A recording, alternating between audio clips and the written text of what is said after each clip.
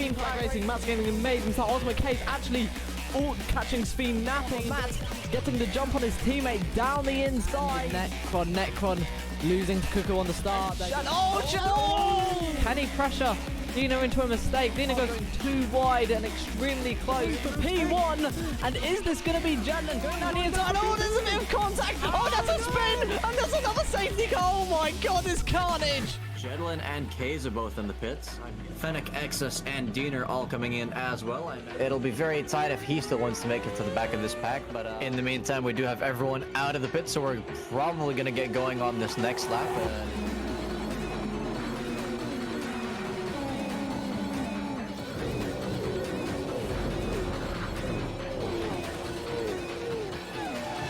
We are, in fact, restarting now, regardless of that incident. Okay, he's looking for that undercut. Does he get it? It looks like he might do. They're side by side and very close together. Cuckoo looking for that inside line on Jedlin ahead. Going into 130R, but they're going to be wanting to go fully defensive into the chicane of Casio Triangle. He's going to end up finishing in P1, crossing the line. Greenlink's going to cross the line. It's going to be Ultimate Case across the line. Gilish comes across the line to win his second MSR title.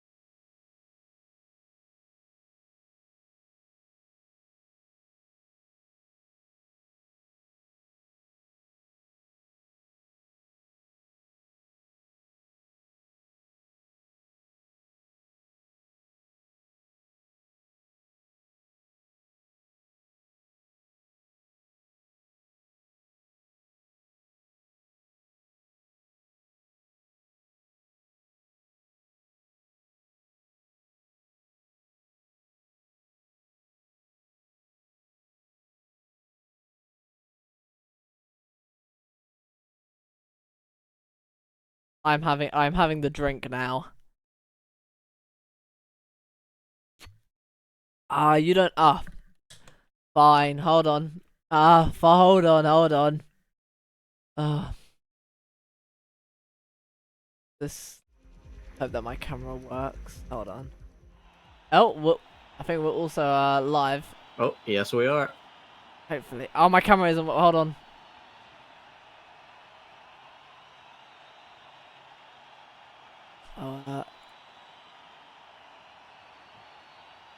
So you need a new follower goal. We've already exceeded it. Oh yeah, by 2 as well. I will do my hydrate now, and then we'll get straight into. So yeah, hello viewers, and welcome to Preseason of the MSR 1999 Stock Cars here at the Autodromo Speedway, and of course, as always, joined by WMDR Martin. Greetings. And yeah, quite a different approach compared to our last season where we had the GT1 cars. Now we've got stock cars, and we're doing an oval league for this summer. So yeah, it's maybe not going to be as much track variation as usual, but plenty of close action and probably more safety cars too, for those out there willing to play some bets. Yeah, I mean, looking at where people have betted, it looks to be 50, about 2k of points in the pot. So some people are going to be quite happy by the end of the time. Some people not so much. Yeah, I mean, there's a lot riding on this because we've kind of had a tradition building up over the last few leagues where safety cars have become somewhat of a rarity. But then again, this is oval racing, and I think in the little preseason practice race we had for this format, there ended up being some pretty severe incidents. So who knows? We might be seeing more of that tonight. Yeah, I mean, the last time we were here was in the Indy cars around this oval, and I think we did the entire Indy 500 without a safety car, and that was just insane to see anyways. And I think we only had one safety car out of the 3 ovals we had in the IndyCar League. Yeah, so it's definitely a bit of a difference from the PC2 days, and I find that kind of interesting because I feel like the cars are slightly easier to lose in this game, but somehow we end up with fewer people losing control and crashing. Yeah, As we watch, I believe this is Keza setting lap times, but he's not the fastest at the moment. That would be a new driver going by the name of Cow in a fittingly white livery. Yeah. All he needs is some spots on his car, and then he will be absolutely perfect. Of course, As he's actually increasing his lead over P2 by another 10th on a pretty much oval track, and yeah, it is quite strange how it can work around places like these, but car setup will matter massively, as will slipstream in this race, so expect to see multiple packs of cars forming throughout. That's quite funny you say that, actually, because I was discussing during the practice with some of the drivers, and some of them actually saying that the default setup is actually, for this circuit, the perfect setup to run. So, I mean, it's pretty interesting, because I think that was actually this very track that we did that practice race on, and I remember chasing both you and Matt's in a car that was... Do you remember if you used the default setup, or did you tweak it at all? I think I used the default setup as well. I don't think I used setups for those casual races. Because I remember when I was first setting some laps, I was about 6 to 8 tenths off the pace, even though it's literally just turning left the whole time at full throttle. And then when I changed something in the setup, I gained a couple of tenths, but I was still slower than you guys in the slipstream, which was quite interesting to say the least. And again, with these cars as well, they're not the most powerful, so there is a bit of finicking you can do with the gears as well. Like you might want to be in a slower gear on corner entry or exit, depending on how many revs you need with the slipstream you have. So it's going to be tough for drivers to really work their way up the field and stay there. I mean, this track very similar to the Daytona track, which is going to be in our official round. No drivers actually going for points for this preseason race. But yeah, most drivers are in fact going to be either lifting or keeping flat through the corners. As Delau sets a new provisional... wait, is this qualifying? Or? This is qualifying, yes. Yeah, so that's a new provisional pole time for Delau, so quite impressive there. 8 milliseconds faster than Cow, last season's champion in 3rd place, Veilside, and he actually extends that gap by a tiny bit. Veilside, though, putting it into P2, about 100th off from Delau. Yeah, the top 10 only separated by 7 tenths. It's extremely close. Never mind that by almost 5 tenths, as I say that, a bunch of people across the line. And yeah, the field getting closer and closer as the minutes drop. Yeah, and I think as Cow not tolerating that disrespect from Delau, retakes provisional pole by a singular millisecond. So quite impressive there, but yeah. I think this is at least going to be a track where the camera angles won't screw us over. Yeah, exactly. Won't have to. I think it was Suzuka our finale. I can't remember if it was the finale, but it was definitely the worst one for camera angles. Feels like going just as quick, going faster than both Cow and Delau, taking provisional pole with 4 minutes left. He's actually up on this lap time. And that is like the smallest margin, but from looking at the top bunch, the smallest margin is what you need. And speaking of margins, Keza seems to have quite the margin to some of the higher positions. He's currently down in 11th, which is not what we'd expect from a regular championship contender, as Veilside now starting to slide the car quite a bit. That's not going to improve his time, I don't think. Yeah, and it looks like he's drifting in a way. Maybe he's trying to heat up those tires for a final run, as he still sets a lap time almost identical to Keza's. But yeah, top... Oh, actually, Daylau and Kunisek now have exactly the same lap time, so that's interesting for P3. And the entire top 4 separated by less than a singular tenth of a second. We are only here with 15 drivers, though. Are we missing a few people? Possibly. I think some drivers unfortunately haven't made an appearance. Some people are letting the staff know. Some people, I think, unfortunately haven't. They must be afraid of the prestige of oval racing as Veilside returns to the pits, potentially ending his qualifying there. Only 2 minutes and 40 seconds left. Cow 6 milliseconds off of that time. Still in P2. Now, the entire top 7 are within about a tenth and a half now, so it's starting to get very, very close up top. Don't think we're going to be seeing anyone going into the 45s. Yeah, I mean, it's going to be quite an interesting race as well, especially since I think the top bunch are going to be wanting to work together to get away from the people who aren't in the top 10 running in Slipstream. And I think instantly we're going to be seeing double file lines for what is going to be a 70-minute long race. Oh boy, that's going to be quite a long one. I hope we don't have any DNFs with a starting grid of only 15 people, because that would definitely harm the action a bit. But I think we're definitely going to have lots of close fighting, though, as now we have the entire top 6 within a singular tenth of a second. Andrew only 5 milliseconds himself off of P3 time.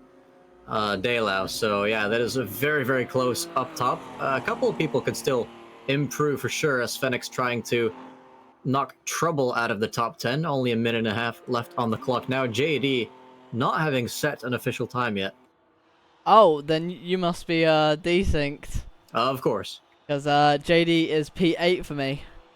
Yeah, so that's another wonderful thing to look forward to in this amazing game that's definitely better than PC2. But yeah, X is currently in P14, looking to improve on his time, but losing a tenth on that previous attempt, actually. Is it Mules? Does that livery make that car look a bit like a Sylvia? It makes it look like the 2023 Mercedes. An absolute tractor. All right, now let's go take a look at our current provisional pole sitter. Veilside chilling in the pits, pretty confident with his lap as Keza improves, goes into the top 8, still 3/10 off the lead, but with that pace, should still be able to fight in the slipstream for the race itself. Now, are Veilside and Daylau teammates this season? I do believe so. Which I was very surprised, because Veilside, our last championship winner, was teamed with Matt VR46, who I don't see in the league, so he might not be making it. I don't think he's making an appearance. I think he unfortunately has some eye surgery that is going to be going ahead while this league goes on. So wishing him, of course, all the best there. As looks like Andrews now inserted himself into P2 with only 1 millisecond, yet again slower than Veilside. So that's probably the end of his qualifying, unless this is another flying lap of his.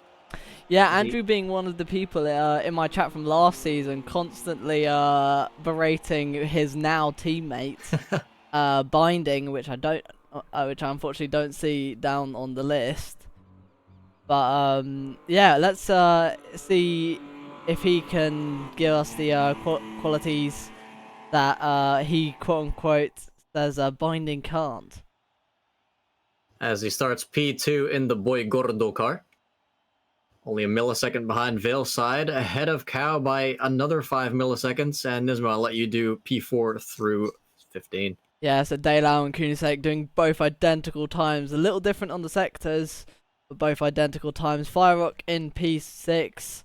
Ellie in P7, Ultimate K's in P8, Fennec in P9, JD in P10, Cuckoo in P11, Ricky in P12, Trouble in P13, Trickster in P14, and Exus at the back of the grid in P15. Now, we are seeing some suggestions in chat regarding having a big one every race an official rule. Just to entertain that thought, Nismo, how would we enforce that? Well, that's quite funny because I think Automobilista actually does have a rule that brings out a safety car. I wouldn't say brings out a big crash, but it definitely brings out a safety car every single time, like a mandatory safety car randomly in the race, or you can choose when you want it to come out. So who knows? Might dabble in there. I doubt it.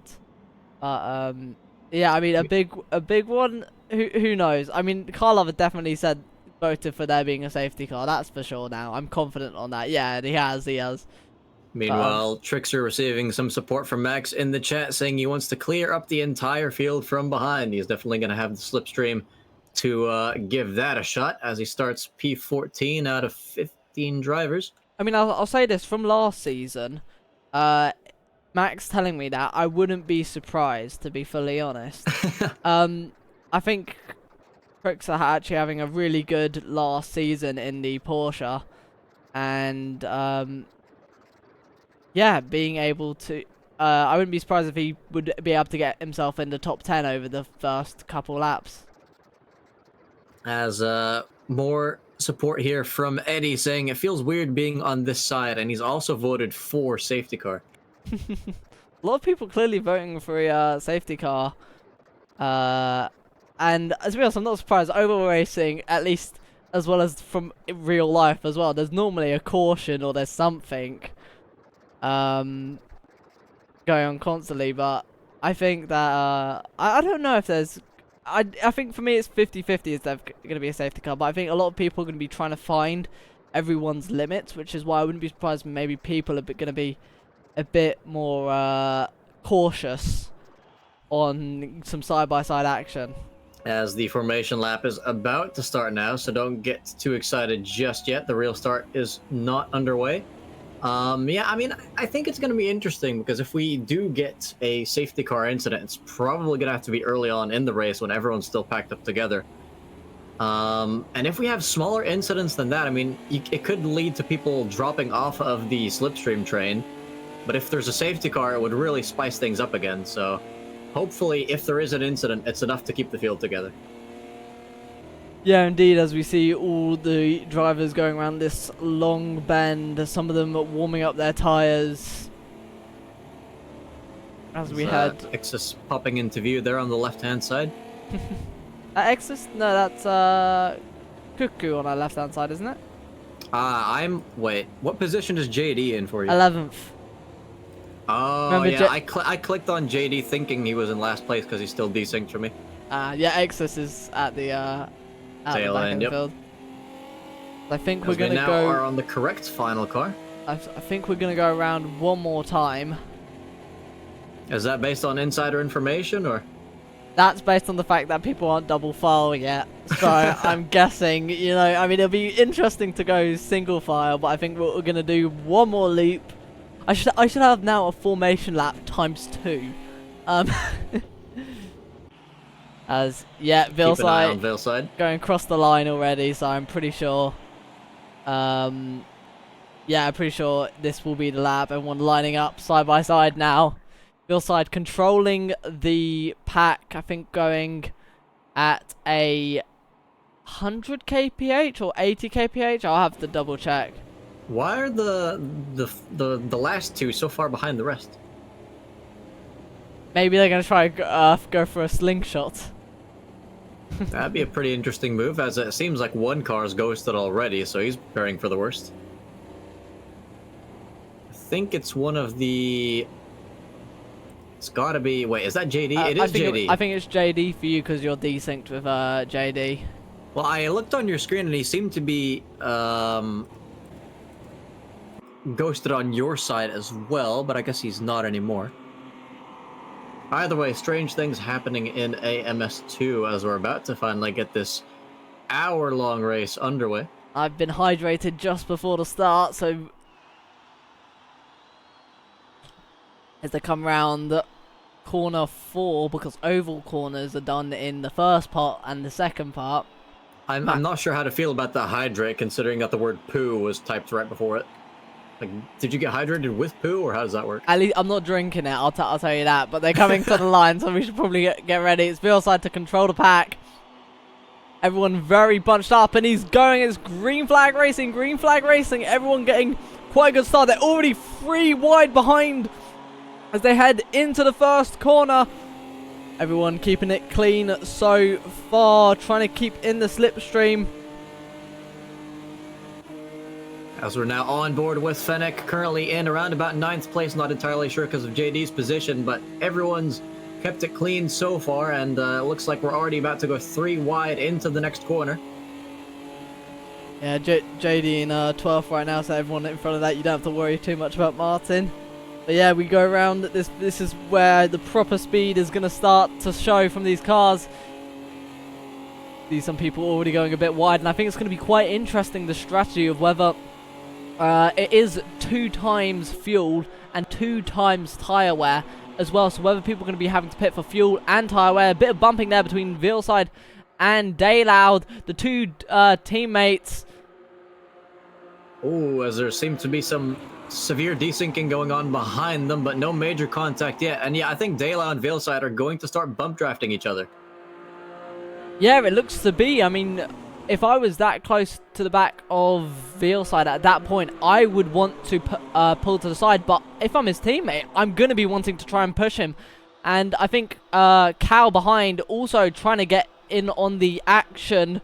But they're going. There's a 3 wide moment right behind.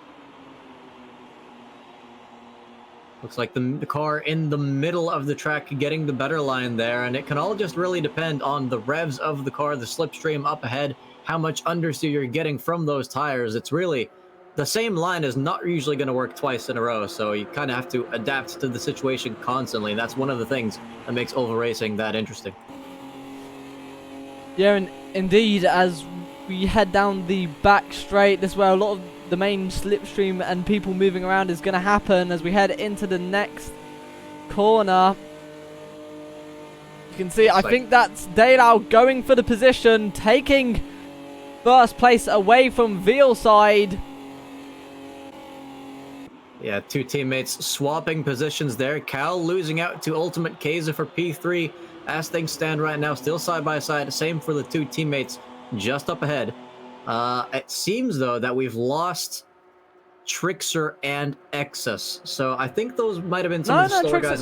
Trixer and Exus are still in the lobby. No, we've lost them in this battle. They've dropped out of this fight. Okay, I'll panic I think they were quite slow in qualifying as well. So maybe they had a setup change that didn't quite agree with the car as they start to drop away a little bit. Cuckoo and some others also struggling to stay within the slipstream of this pack, but definitely still within a shot of staying there, but getting forced wide almost into the wall. Veilside retaking first position as well. I'm sure we're going to see a lot of position swaps this race. Let's go on board with the bumper of Daylau, find out what it's like to be a bumper in oval racing. Oh, do you know what I should have done? I'm going to do this for next preseason, but I'm going to get the, the custom cameras where you can move them around. I feel like that would be really good for this sort of racing. I'm sure it would be great for it, as it seems like we still have, at the very least, 9 or 10 cars in this fight for the lead, so it's definitely not over yet. As Veilside now leading his teammate, but giving him the inside line into the next corner. Keza and Cow still side by side as well, looking for an opportunity. Maybe just trying to stay behind these guys until they get a chance, but they have to watch out that they don't get absorbed by the pack behind, because an incident can quickly happen when you're going 3 to 4 wide in a group like this.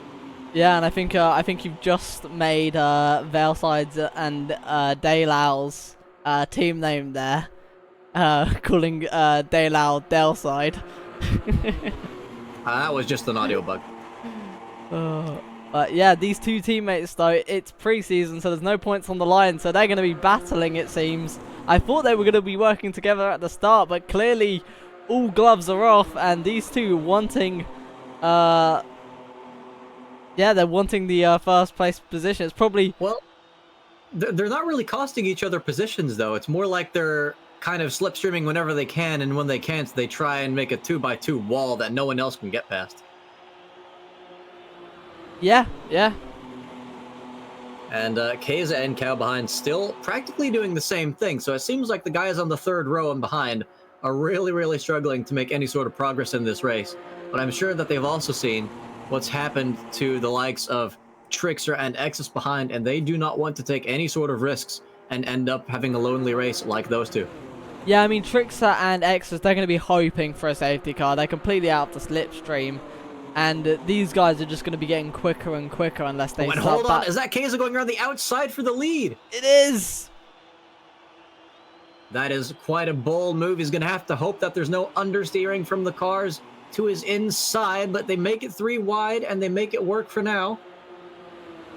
Still side by side, everyone's side drafting each other. And yeah, Ultimate Case has had an absolutely amazing start to this race. Did start, I believe, P8 for qualifying, and there's a bit of contact up ahead between Ellie, JD, and Kunisek. Yeah, some cars getting forced slightly wide there, but as long as there's no contact with the wall or any half spins, I think they should be fine for the time being. So some more 3 wide moments up and down the grid, but Keza still side by side with Veilside, though Dela now slotting in behind, so their formation has been broken, and Cow still looking from P4 as they go 3 wide yet again. Ultimate K's, you can see on the timing chart to our left, the positions constantly swapping, everyone getting their little bit of side draft. As you can hear Firerock lifting there to ensure he doesn't understeer into his rivals, and he can afford to do that because he's currently in the slipstream of about 5 cars right ahead of him. Yeah, I mean, the slingshot must be absolutely insane if you get it. But yeah, everyone in the slipstream, it's just... I wonder how much these cars rev to, because if you made your gearing too short here, that could genuinely hinder you so much when it comes to the race if you're in slipstream.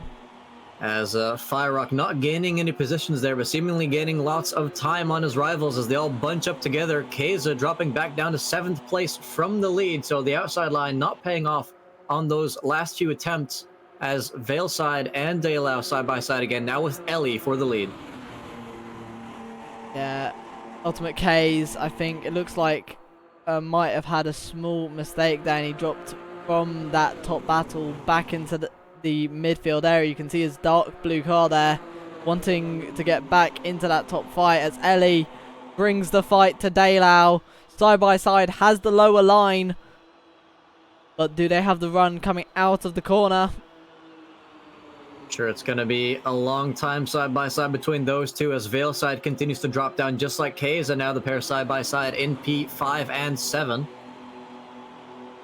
As we're getting some support here in the chat for Trickster, give you a quick look of how he's doing. He's currently safely in 13th, but we're going to keep on looking at the fight for the lead as Daylau and Ellie now side by side for the lead still. Cow in P3, followed by Trouble, Veilside, and Keza. Yeah, it is absolutely intense, this battle, and I think one small mistake here from one of these front guys who could end up pitting another person will end in absolute carnage and could so easily bring out a safety car. I mean, it's essentially just one big ticking time bomb what we've got here. Yeah. I wonder... Oh, is that some cars going offline? Yeah, we do have a few cars spinning out. It's Kunisek in the grass. Does that count as a commentator's curse? Quite possibly does as he rejoins the track. Still 2 cars behind. Has something happened between... Oh, okay. Exus and Trix are slowing down now, I think. Maybe to ensure they can battle with Kunisek up ahead? I'm not quite sure. Maybe they think there's a safety car. Is there a safety car? I think there is a safety car. There is a safety car. I've got my money's worth. No! That's remarkable, though, because, I mean, looking at the mini-map, it looked like there were only really 2 cars that really suffered from it. I mean, it could be, and, you know, I'm not one to put tinfoils on heads. It could be that this is preseason and maybe some people thinking, okay, 2 people went off. We haven't tested. Not everyone in this league has done the safety car rules. We should take advantage of this and just make sure everyone's on the same page on pre-season before the start of the actual race. But yeah, who knows? Maybe there was another third car involved. But yeah, as you said, I only saw 2 cars going off. As we see an interesting visual glitch there with the rear window phasing through the catch fencing. Another explanation could be that someone indeed did manipulate the safety car call because they had so much NIS money running on that safety car bet, and the preseason race would be the best part of the season, like the best time in the season to get away with something like that. Yeah, indeed. Although, keep in mind, folks, there's no points on offer for tonight, but penalties will still very much be real, so do respect the rules and have fun. As, yeah, that puts Trickster and Exus back into the fight. Let's just hope that their cars are capable of following the others, otherwise it's going to be a very lonely race for the pair of them. But yeah, just to give you guys another rundown of the order before we restart, we have Delau in the lead, followed by Ellie, Trouble, and let me just switch to the chase cam here. Cow, Veilside. Actually, what position is JD in? He's in 6th, so okay. In 6th, you have Veilside, followed by... in 6th, you have JD, followed by Andrew, just behind Fennec, Keza, Cuckoo, Firerock, Ricky, Kunisek, Trickster, and Exus in last place. So Some cars going underneath the apron there. Are they about to pit? possibly, I mean, that is where the pit entrance actually starts. Down. That is one heck of a pit entrance. Yeah. So maybe some of these cars, I think, are in fact going to be filtering in. Who's going into the pits for their first? I'm guessing they're going to be going for scheduled pit stops. That's very interesting because it's only about 3 people. So if it's really such a good strategy, you'd expect more people to come in. But some of these drivers definitely seeming to be among the faster ones. I mean, you got Cow was fighting for the top 4 positions for most of that opening stint. He's now down in 14th in the pits, together with Fennec and Firerock. Other drivers, though, like Veilside, Keza, and Delau staying out on whatever strategy they have. And some of the cars that we saw involved, like Kunisek, he was definitely spun out in that incident, but has not come in, so probably didn't receive any damage. And, I mean, what happens a lot of times when there's an incident on a track like this, especially with these slower cars, is that you don't immediately fly into the barrier. You kind of spin out into the midfield, into the infield, sorry, and then kind of just have your tires that suffer. The car itself is usually going to be fine. And yeah, on that as well, it's, I mean, the two Firerock and Cal, funnily enough, are teammates. So them pitting, I wonder if it's maybe been a team discussion between them, of them both deciding, do we pit, do we risk it? And I wonder if it's going to end up being a masterclass of a strategy they've discussed, or will it end up like a Ferrari strategy? It could go either way, but Firerock's car does look pretty beat up, so maybe he actually did get some damage in that crash, although it could, of course, be a visual glitch. But we won't know until the interviews, as it looks like Cow is still a little bit away from the pack. Have they started the race? Yeah, they had green flag racing, and I think the race has, in fact, started. Delau and Ellie getting a great start away from Trouble and Veilside, which are both close. Yeah, I don't think Cal's going to be happy about that one. He's royally screwed unless there's another safety car. As it seems like the top drivers, the top 2 at least, caught out the midfield with that start as well. Mid-pack still fighting quite fiercely for those positions. Top 2 pulling away being Delau and Ellie. Across the line, side by side goes Andrew and, well, almost making it 3 wide, in fact.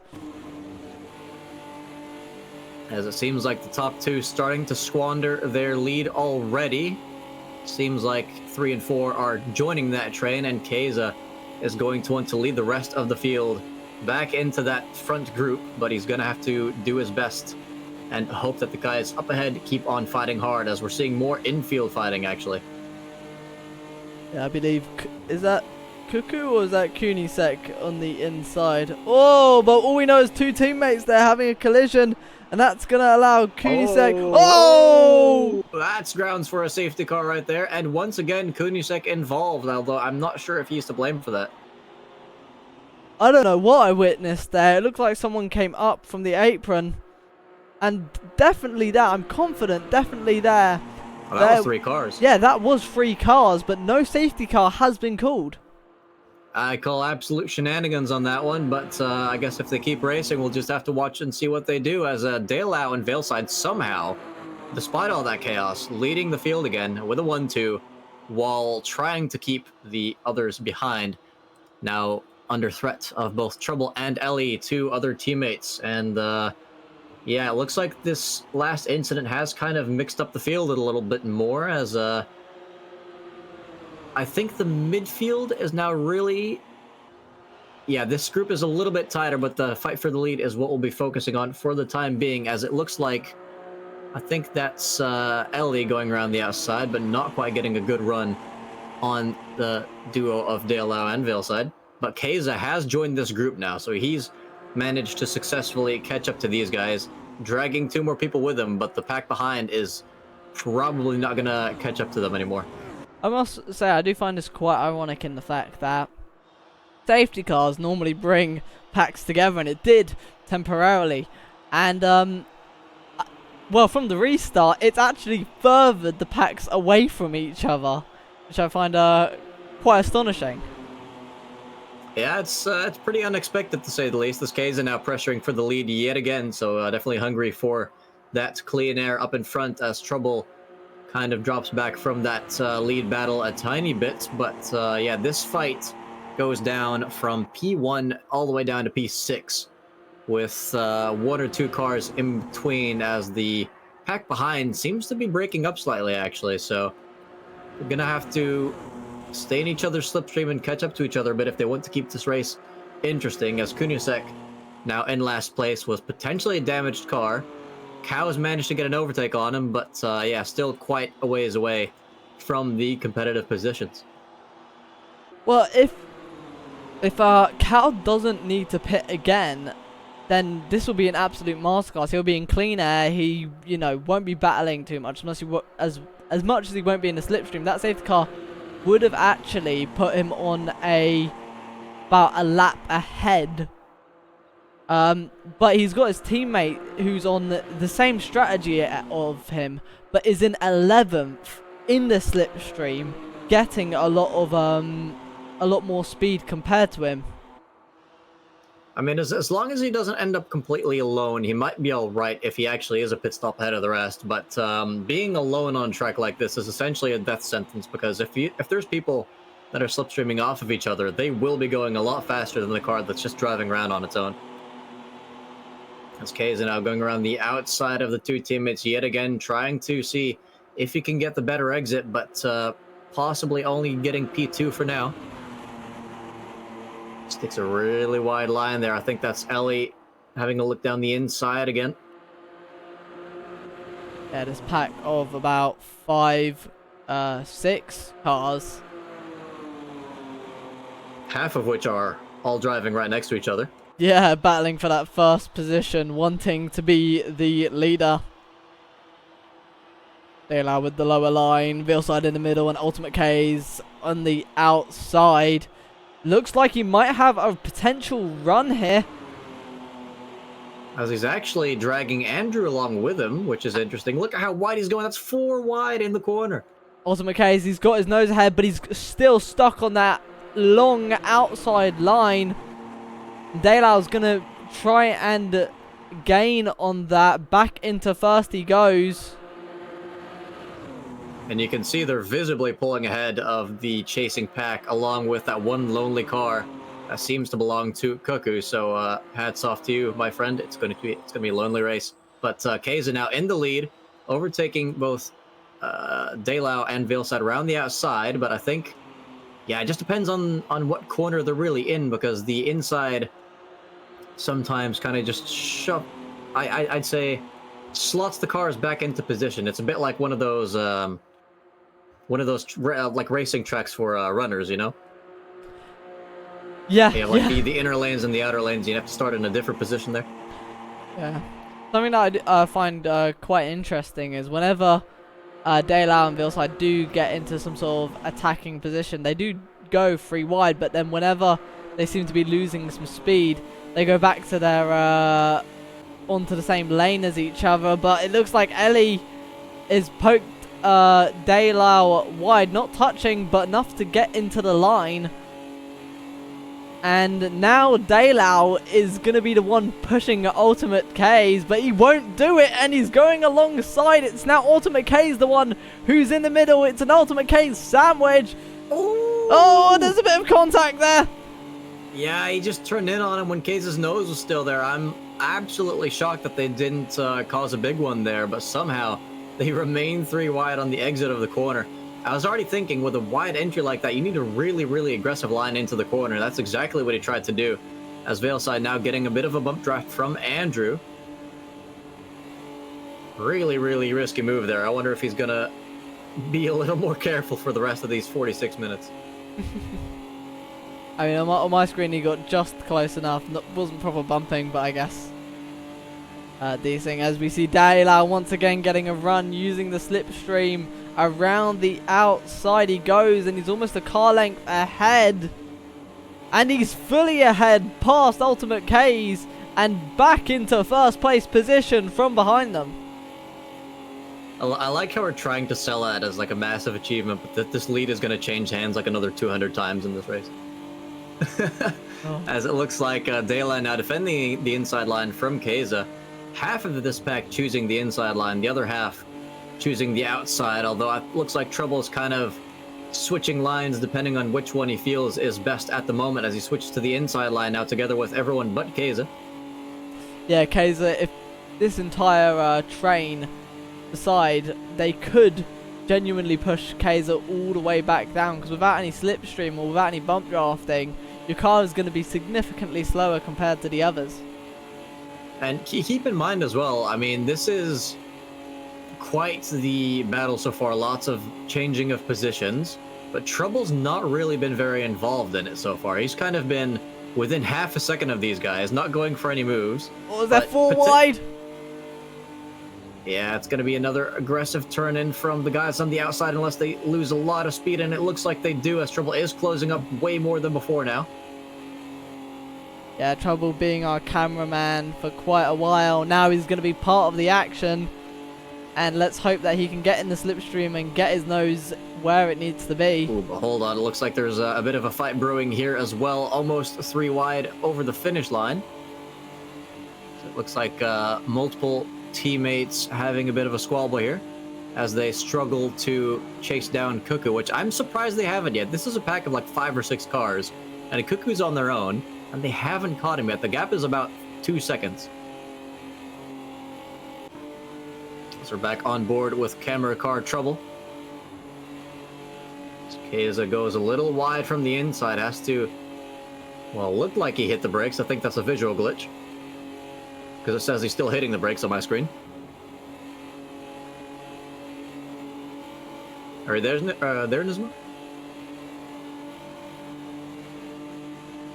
Yeah, I'm still here. My McDonald's has arrived. I just had to grab it. Hashtag not sponsored. And yeah, not sponsored one bit, but I thought as the occasion of oval racing, you know, you can't be any more American. Now you're making me wonder if we're actually going to see McDonald's livery this season, with the custom livery is being introduced next race. I wouldn't be surprised. So if you do hear me be quiet for a while, it is because I got myself a mouthful of either chicken nuggets or a burger. Oh, you're making me jealous. But yeah, just making sure Discord's not messing up there, as the top 3 fight continues with about 5 cars. But yeah, as I was mentioning earlier, before we got interrupted by our non-sponsored segment, Trouble has been eyeing these guys for quite some time now without really getting involved. So I'm thinking he's just waiting for an incident to happen. As Keza now gets shoved wide, that might cost him a position or 2, as he's forced to take the outside line now. But yeah, for some reason this car just keeps on hitting the brakes, which is not actually what's happening. It's a strange visual bug going on there. Kays has a severe case of the phantom brakes. It could be that those are actually the lights. Why would he be turning his lights off and on all the time? That's a really good question, but for me they're just permanently on over these last. And they do look like the they don't look like the brake lights. I think the brake lights are the second ones up.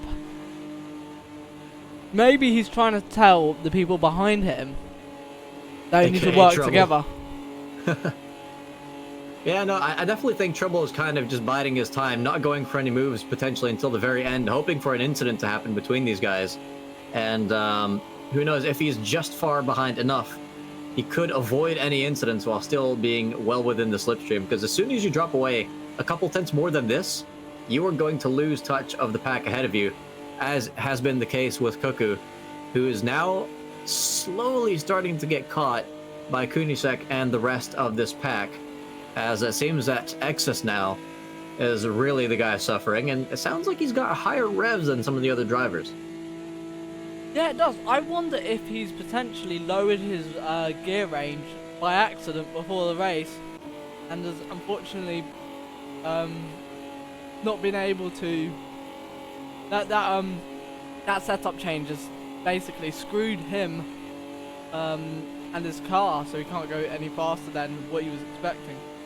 Yeah, I mean, he's either completely in the wrong gear, or as you said, he's changed some of the gearing settings, which would be absolutely awful, because that means he's going to have an awful evening no matter how many safety cars we get. Yeah, as it looks like now everyone has pretty much bunched together. You got the first pack here, the battle between the leaders from first, sixth, and then literally behind the pack crossing the line just now is the bigger pack from 6th down to 14th. Not fit. Fire Rock now entering the pits all on his own. Very interesting there. Yeah, Fire Rock pitted earlier though, so I wonder, does he have damage? Maybe he just pitted for damage earlier and is now deciding to put fuel in the car, not deciding to wait for another safety car, but quite a risky strategy because you want to stay in a group for as long as humanly possible, as it seems like Cuckoo has now definitely succumbed to the pressure and has been caught by that pack, slowly losing position after position. But yeah, as long as there's no major incidents, you can fairly easily work your way back up through that pack. It's just a matter of when you cross the line and when you decide to go for that position, really. Keza now leads this race less than a tenth ahead of Veilside and Daylau, swapping positions continually as they go 3 wide. Yeah, I'll be honest, I wasn't expecting to see Ellie fighting for the start position, for the front positions, as well as Ultimate K's. There's contact! And that's yet another aggressive inside turn, but this time by Daylau. I think last time it was Veilside, so maybe this is a bit of a team tactic here, but Daylau is going to be ruining that decision as he is on the very brink of staying within the slipstream now. He could lose everything here depending on the next few laps. He's really losing ground on this straight. He's going to have to hope that Trouble maybe drops back slightly more so he can get a bit more of that slipstream, because Trouble is going to want to avoid getting too close to that pack ahead. I will say though, that was an extremely good save by Daylau. I don't know how he didn't end up in the wall. That was absolutely, that should have ended way worse than what we just saw. Yeah, although I'm sure Keza might want to bring that one to the stewards, and we'll see if he's able to save himself from those folks. But yeah, in the meantime though, quickly going to double check on the other drivers, as it seems like Exus and JD are now together at the back of the pack, potentially keeping each other company there, as we see a little cheeky overtake. Yeah, indeed. I think these two might try and work together to maybe push themselves to get some higher positions. Yeah. As that pack from earlier still fighting for positions, and Daylau, let's see where he's currently at. And it's not looking too hopeful for him. Trouble isn't quite backing off as much as he might have hoped, and I don't think the gap is getting any smaller, so he's going to have to hope for some more incidents up ahead if he really wants to properly get back into that slipstream, because he could be stuck in this kind of a limbo position for quite a while, as there's about 37 minutes left. Some people going to the infield. What's happening there? Yeah, of all I don't think you're allowed to overtake in the infield, as it's extremely dangerous. And hold on, Trouble's actually properly inside that pack now. He's currently in P4. He's overtaken Ellie. So I guess going for a different strategy, maybe trying to eliminate Daylau as a rival for that group fight. I mean, of course, the fewer drivers in your battling pack, the less risky it becomes. But I think they're actually costing each other a bit of time. Daylau is starting to catch them, so he's going to be loving this as they start to approach Fire Rock now, just up ahead. So this fight could get a bit more complicated with some lapped cars in it. Yeah, indeed, especially I think that the lapped car doesn't actually have to give away, unless he's significantly slow. He doesn't actually have to give the position. He is allowed to fight, which will be very beneficial for his teammate, which is in that leading pack, Cow. Cow is not in the leading pack. Cow is in P7 in the second pack. Sorry, who is leading the second pack. But it's very interesting, though, because Daylau has completely rejoined this fight, so he can count his lucky stars tonight, as Trouble seems to have backed off again, now chasing this pack once again, as Veilside and Andrew and also Kaiser on the outside, all side by side once again, for probably the 300th time this race, as they make it 4 wide now for the lead. Like, Daylau all the way on the outside. Going 3 wide now. Very, very close. Yeah, it is interesting how they all kind of cluster or clump up together on the straights, maybe trying to get a bit of a side draft going there. As I have heard, you can actually be quite a bit faster by getting a side draft from even the wall in this game, so. Yeah, indeed. I don't know how beneficial it is. Oh, or some contact there. Oh, a bit more. Yeah, Andrew kind of drifting a bit wide there into Daylau's path. I don't think Daylau could do too much to avoid that, as they continue their way through turn 1. Let's quickly double check some of the other guys. This pack is so tight. If you look at it on the minimap, it looks like it's just 2 cars, but it's actually 4 or 5 involved.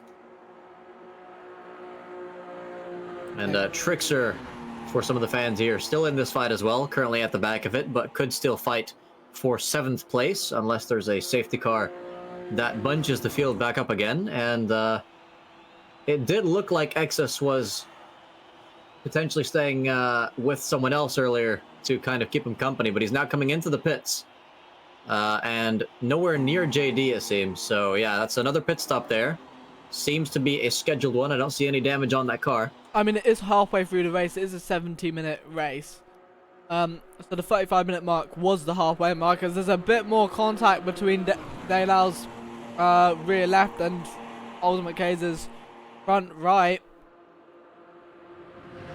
Yeah, it definitely seems like the cars in the black liveries are going a bit more with a risky strategy in this race, but so far they're still in the lead fight, so it's been paying off for them up until now. Still 6 cars. I guarantee Ultimate K's wasn't expecting to see Daylau there come up and force him wide. Yeah, I can barely fit a gnat's hair in that gap, as that's how tight it was, but 3 wide yet again. Veilside leading the pack, though. Still 6 cars in this fight, although, yeah, Trouble keeping a safe distance as they get closer and closer to Fire Rock up ahead. But, oh, that seems like, I think that is Daylau underestimating how much slower K's would be on that outer line, as he almost loses the back end. Yeah, indeed. Daylau been moving around quite a bit. He wants to get up into the top positions, but there's still 35 minutes left. And we have 2 cars retired from the race. Oh no. So one of them being Exus, having just stopped, maybe not coming in for a scheduled stop, but just to retire from the race. Probably not enjoying 70 minutes of solitary confinement. As it gets really close once again between Keza and I think that might be Daylau around the outside. Those 2 coming to blows multiple times in this race. I mean, I find it quite funny that Veilside is always in the section. Most of the time that Dale is on the outside, and Ultimate K's is in the middle. But then occasionally you see this where Dale will try and poke his nose in to get that get that middle line from Ultimate K's. I mean, Veilside is just kind of taking the riskless route, and so far it has been working for him. He's still leading the race. I don't think he's gotten into too many incidents yet. So, looking good for the stewards later, as it sounds like Trouble's lifting off just a bit. As what in the world was... Did you see that shade as well? No? Okay, well, on my screen there was a massive shadow that covered the track all of a sudden, but I think that might have been the helicopter. It came on so suddenly I thought it was a car flying over the screen. We're being attacked by meteors during the race. That would definitely spice things up a bit. Yeah. But yeah, Firerock doing fairly well for being alone. He's not really been caught as quickly as I expected him to. Yeah, no, I completely agree. These guys are all battling, but all in each other's slipstream, and by all means, they should have gained quite a many laps ago. But Firerock, he clearly has the pace. He was one of the front runners, and he's clearly showing that maybe this early pit stop that he's done could have been a schedule. Whoa, his Ultimate K's losing the back end a bit. Yeah, I think there was more contact between him and Daylau, so I'm sure he's going to have to have a bit of a chat with him after the race, because that's a lot of very risky moves there. But yeah, it was interesting seeing Andrew just poke his nose into P1 very briefly there, as he's now back down into second place again. But yeah, it's just these positions shift very easily, as Keza again making contact with Daylau. Not sure who's to blame for that one. But these cars seemingly inseparable this race. I'm afraid it might just be a matter of time before one of them has a bigger crash. Yeah, indeed. This is very much, as you said earlier, attacking time bomb. And oh my! I didn't think that Ellie was clearly in front of Ultimate K's there, as Ellie swoops in to try and make it too wide between themselves and. Well, no, that's not Ellie. That's who am I on about? That's Andrew. Andrew and Veilside going 4 wide. Andrew, Ultimate K's, Veilside, and Daylau. And Ellie's gonna love this. Andrew getting the short end of the stick there, as he loses a lot of time slowing down on that outside line. This is around about the point in the race where the tires are gonna be suffering, and people on the inside will start to drift wide, which makes it even riskier to take the outside line, because you may get a thump from your left-hand side. Yeah, and I think that what's it? Sorry, I was just yeah, I think that this constant battling, I mean, 3 wide will slow the front down massively, and going 4 wide is going to do nothing for not only you but your strategy for tyre wear, for fuel saving, because I think I think this is going to quite the extreme length what I'm about to say, but I think if Trouble was clever, maybe the reason he hasn't gained so much is because he could be fuel saving. I mean, I'm not quite sure if he's going for oh gosh, what was his name again? My memory's failing me. Can you remind me who did that strategy where they ended up just not pitting for fuel last season? Gillis Holman. Yes, the Gillis. Yeah, I'm not sure if he's going for a Gillis or if that's even possible. It's remarkable that we've seen so many people not pit at all yet, so maybe a lot of people are onto something here, but yeah, it could be fuel saving, it could even be tire saving. Just as you say that, I think that's Veilside entering the pit lane, or what I can only guess is a scheduled pit stop from the lead, but no one follows him. Not even his own teammates, so maybe not too much coordination there between the two, or he's just hoping that Daylau has a shot at the win if his strategy ends up going the wrong way, as he's he's overshot his pit box. That's slightly embarrassing. Yeah, and oh god, and his pit box seems to be glitched as well. He's not fully inside. That's got to be a penalty, so I'm kidding.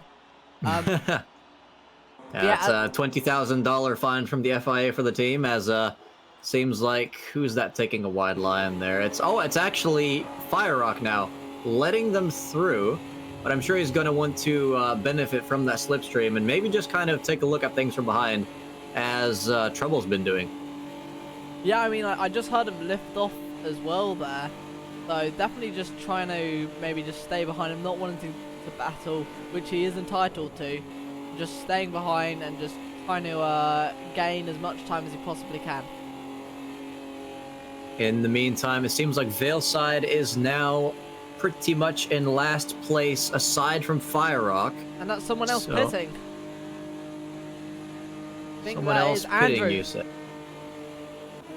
Andrew is slowing down already, and I mean, it makes me wonder, you're losing a lot of time coming into the line this early. Are we going to see people entering the pit lane in a different way, and other stewards going to be looking at that later? Yeah, I mean, it did say in the rule set, and that is something that in preseason, a lot of stewards were actually told to watch out for any drivers who enter the pit lane wrongly, as I think someone indeed has. Ricky seems to have missed the pit lane. Was it Ricky? Oh, I think he's got damage. His car is destroyed, so I'm not quite sure what happened there, but unfortunately didn't quite catch that incident on camera, as Ricky now together with Andrew and JD, all three of them in the pits. Yeah, I mean, from the speed there, I think that Ricky might have not used those white lines, and in fact went for the shortcut into the pit lane, which I think the stewards will have to have a look at later.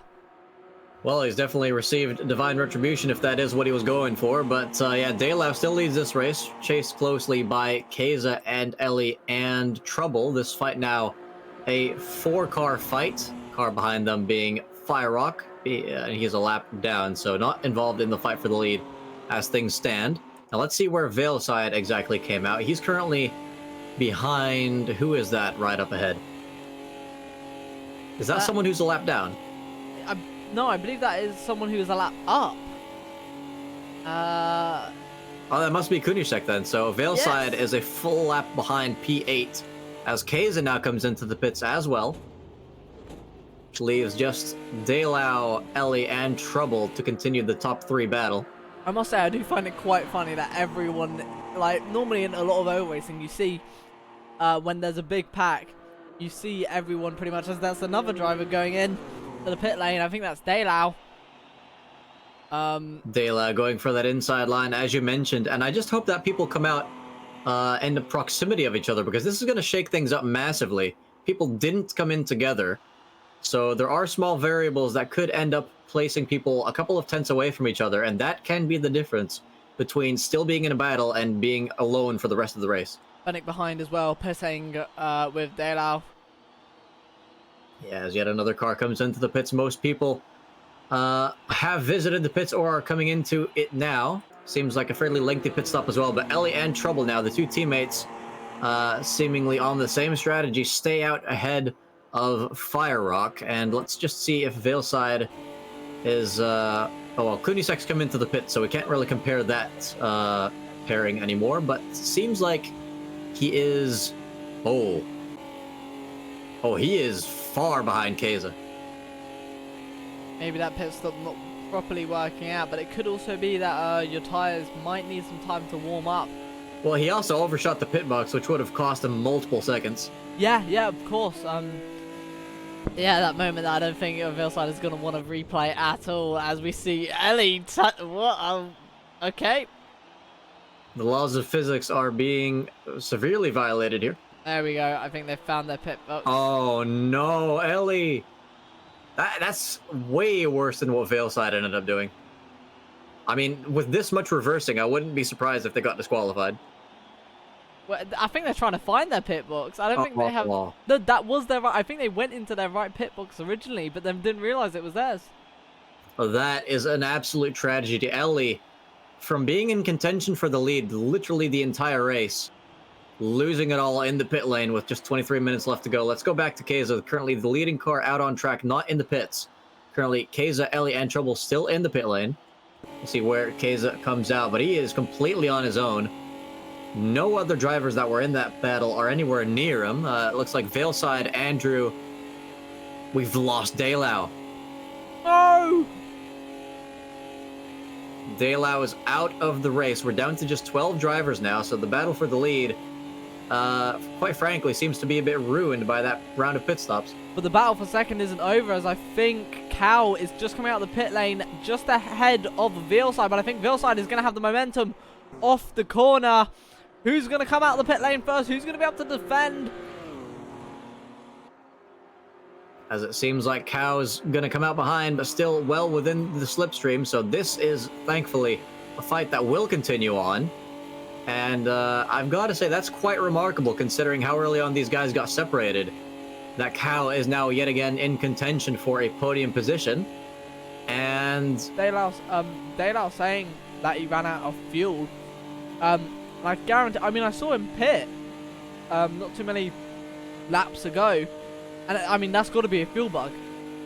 I mean, I hope for his sake that it wasn't, because that's a pretty unavoidable incident. But yeah, unfortunate end to Delau's race there, as his teammate continues to fight on for the podium. But of course, no points on offer for tonight, so damage limitation there. Just goes to show, though, that he's got the pace for to have a pretty good season. So that's at least a positive to take away from that. But in the meantime, Veilside and Cow now in P2 and 3. If they work together properly, they could still catch Keza in these remaining 20 minutes.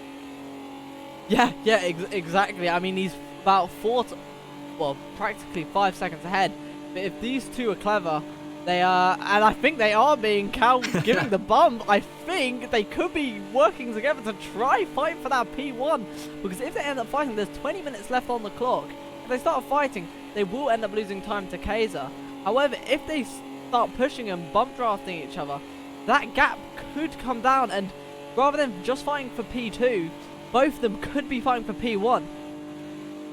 Yeah, it's fascinating stuff, as they're about to get into the slipstream of another battle currently for the wooden spoon between I think that's Kunisek and JD, fighting for what appears to be 10th position. And the slipstream from that pair will definitely help them close up to Keza by at least another second. And if they play the cards wisely, they'll continue to catch them after. That lap alone, they gain about 5/10 on Keza just by working together. If they keep this up, they will be on Keza's rear end. Oh, a bit of contact. They will be on Keza's rear end within... trying to do some maths now. 9 laps? I'm going to go with 9 laps. That should leave us with plenty of time for a nice lead battle as they get closer and closer to this lapped car battle. Seems like Delau says he pitted and it was in the wrong pit box and he had no fuel to restart the car. No! It seems like a lot of people... I do wonder, I think I'm going to have to ask some people whether it's hard to see their pit box, because some people, seem to be struggling. Not 1, not 2, but 3 people missing their pit stops. At the very least, because there may be more that we didn't catch on camera, as they're now very, very close behind Kuni and JD. Yeah, now only 3.6 seconds behind the leader and 19 minutes left to go. They are catching him at a frightening pace as they now both go for the inside line, being given plenty of space, and I'm sure Kunisek will be more than happy to take all of that slipstream for himself. He gets really close to the wall, actually. I've got to say, these two absolutely showing the definition of teamwork here. They saw these two battling up ahead, and they just got behind each other, gave each other a little push to make sure that they got ahead. And I thought this would lose them a lot more time, but no, it's actually ended with them just easily getting past them. As we see, Team JD in the chat, JD in the top 10 positions.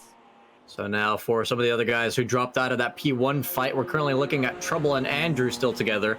Seems like their strategies pretty much line up pace-wise, as they're about 11 seconds off the lead.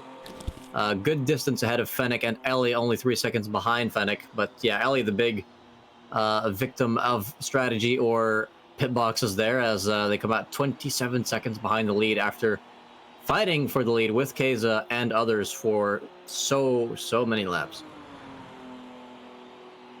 Yeah, it really is unfortunate that that maybe the pit boxes weren't as obvious, or if there was a glitch with, because I know that you can get like a sign or an in-game virtual sign that shows you where your pit box. Maybe that's not working as well as it's supposed to.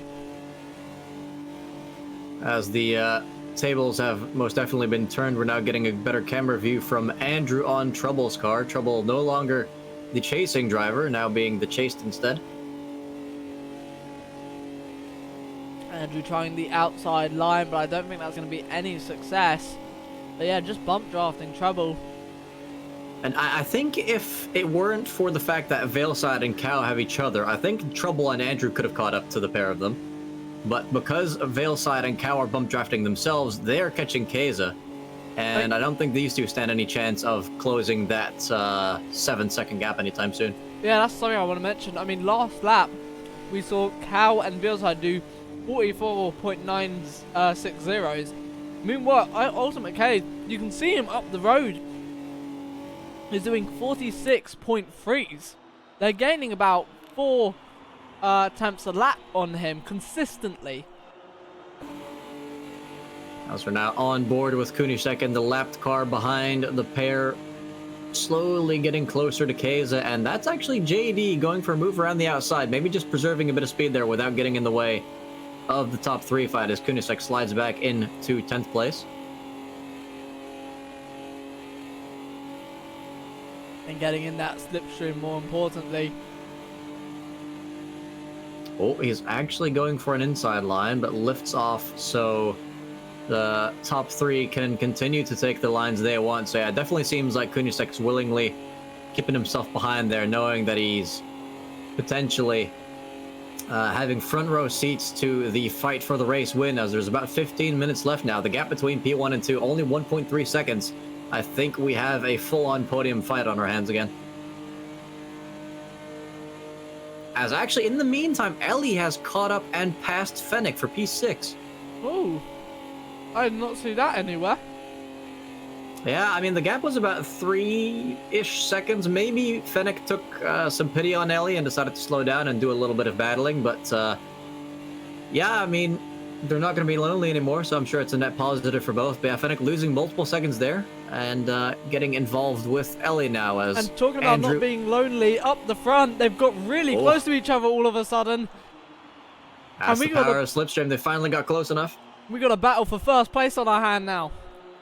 3 cars in this fight, although it looks like 5. Those other 2 are a full lap down, so I'm sure it might make the top 3 a bit more nervous, but hopefully they'll keep things clean. Yeah, this might be a battle between 3 drivers, but there's 5 involved, and 2 of them actually on their own battle. So this could end interestingly.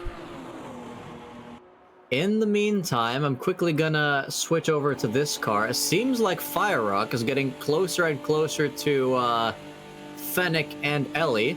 And there's another car there, which I believe, yeah, that's Ricky. So more packs forming with cars that are not all on the same laps. Keza now looks like he might have to relinquish the lead for the first time in some time as Veilside goes around the outside. Not fully retaking the lead just yet. Cal's gonna have to be careful though, because he's getting awfully close to Kunisek and JD, sandwiched between the 2.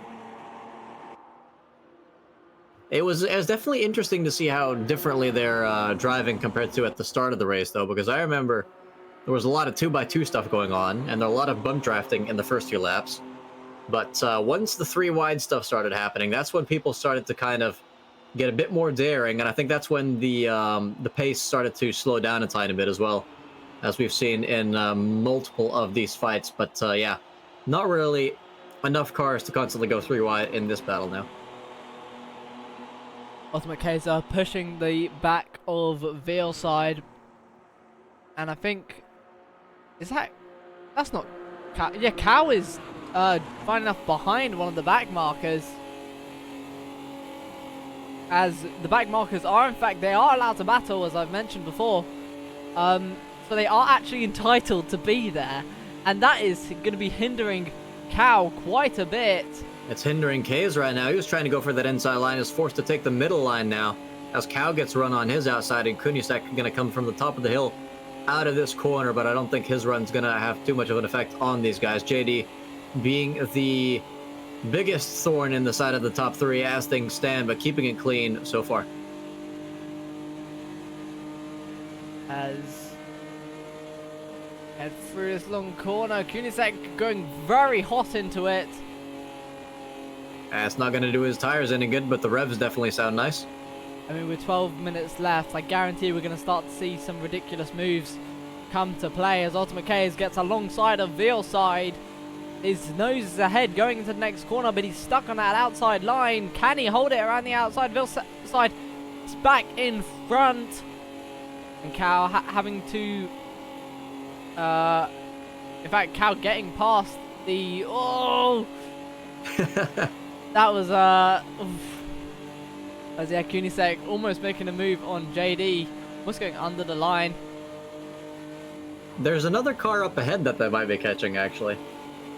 Yeah, I believe that is Trixer. Yeah, that is Trixer. So Trixer currently having a bit of a lonely time in P9. A good 20-ish seconds behind Fire Rock in P8, and a couple of seconds ahead of Kunisek. So if that pack catches Trixer, that will actually be a fight for position between P9, 10, and 11, right behind the fight for P1, 2, and 3. So there could be a bit of a multiple battle reunion there, as Veilside leads Keza and Cow with the lapped Kunisek and JD just behind. 11 minutes left to go in this 70-minute race, and it's been quite an interesting continuous fight for the lead so far, even though some safety cars were called and others were not. Definitely be food for discussion later. That is something that I will mention. For the amount of contact that we've seen this race, it's quite interesting to see that we've only had one safety car. I very much was expecting to see another one after we saw that first one, but no. I mean, I definitely think a second one would have been warranted, but then again, we're not playing PC2, which I will admit the one big weakness of that game is the fact that oval racing is absolutely atrocious there. It's too much desync and the cars just bounce all over the place, not to mention the glue physics. Yeah, I mean, glue physics, though, they still exist in AMS, so at least you brought something over from your terrible game. I'm kidding. Hey! I can't help myself. Your face is a terrible game. That would make a lot of sense. Considering my face is in a game. Yeah, these top three extremely close, and I think whoever JD was fighting, I think fighting Kunisek has dropped off, or has he? I don't know.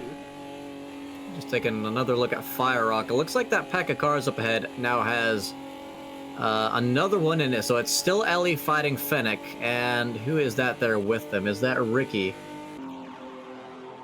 I'm not... Is that Ricky? I think Ricky is... It is Ricky, okay. Yes. Alright, so Ricky currently in... what position is Ricky on your screen? P12, I believe.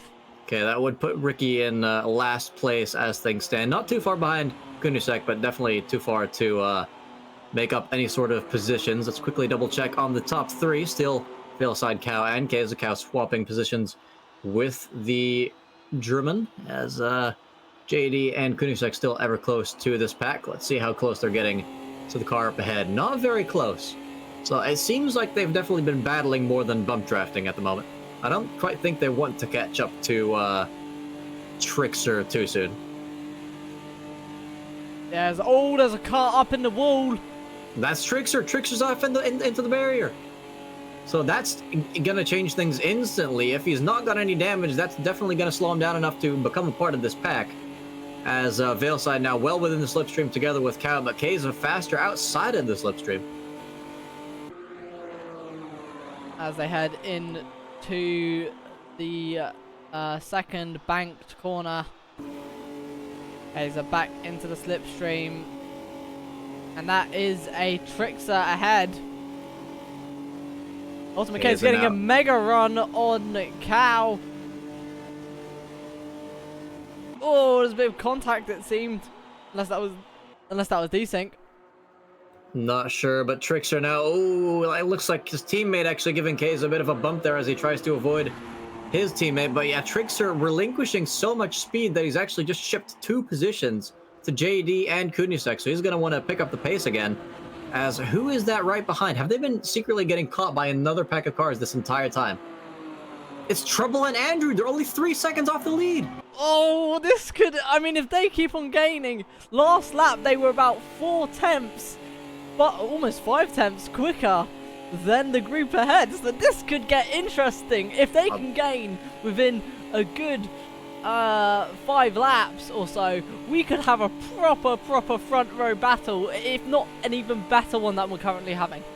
I mean, these guys have been setting the absolute golden standard in bump drafting, it seems. I did not think they were going to catch this fight, and they have managed to munch away at 10 seconds of that gap while I wasn't watching, and they're about to join the fight for P1, extending it back down to P5. So yeah, it looks like despite those woeful pit stops earlier, the heavy fighting at the front has enabled these guys to miraculously rejoin this fight as P9, 10, and 11 continue their battle in this pack now as well.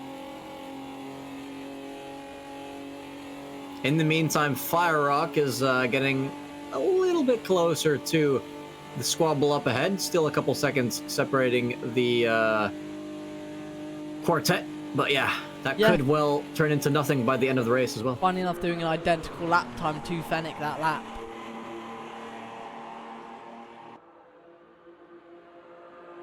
Oh yeah, that's quite the consistency there. Yeah, the distance between the leaders and Andrew and Trouble now less than 2 seconds. So this fight is going to get a heck of a lot spicier in these final 5 minutes of this race. Veilside still leading from Cow and Keza. What has Trickster been up to? Is he... Yeah, he's just kind of keeping it cool behind Kunisek and JD for the time being, but he's definitely going to want to be a bit more aggressive in the final few laps. As yeah, JD still kind of mixing it up with the top 3 a bit. Yeah, I mean, something that I am very interested about is the fact that these front 3, where do you want to be going into the last lap? Do you want to be first, second, or third? Because that slipstream, you being in first, is you're going to have no slipstream, and everyone behind you is going to want to try and make that overtake. However, you can control the inside line as Andrew goes wide into the wall. Yeah, it's a bit of a blunder. They're just carrying too much speed on those worn tires and hitting the wall, but he's managed to pull out of that wall very quickly and lose only minimal time. So quite a save there. Was not expecting that.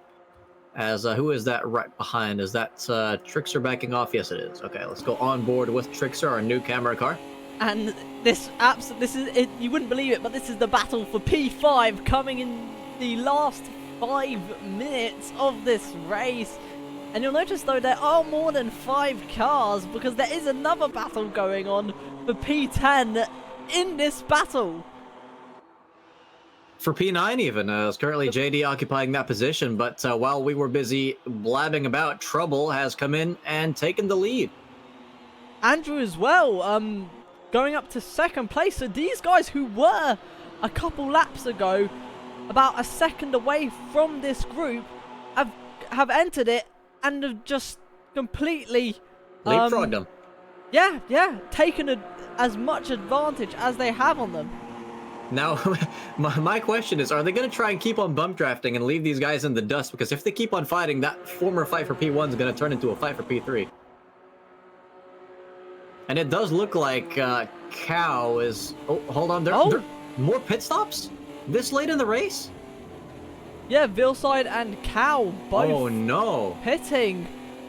This is going to get very interesting. I think they might have unfortunately messed up their fuel strategies. Oh no, that has completely ruined the fight.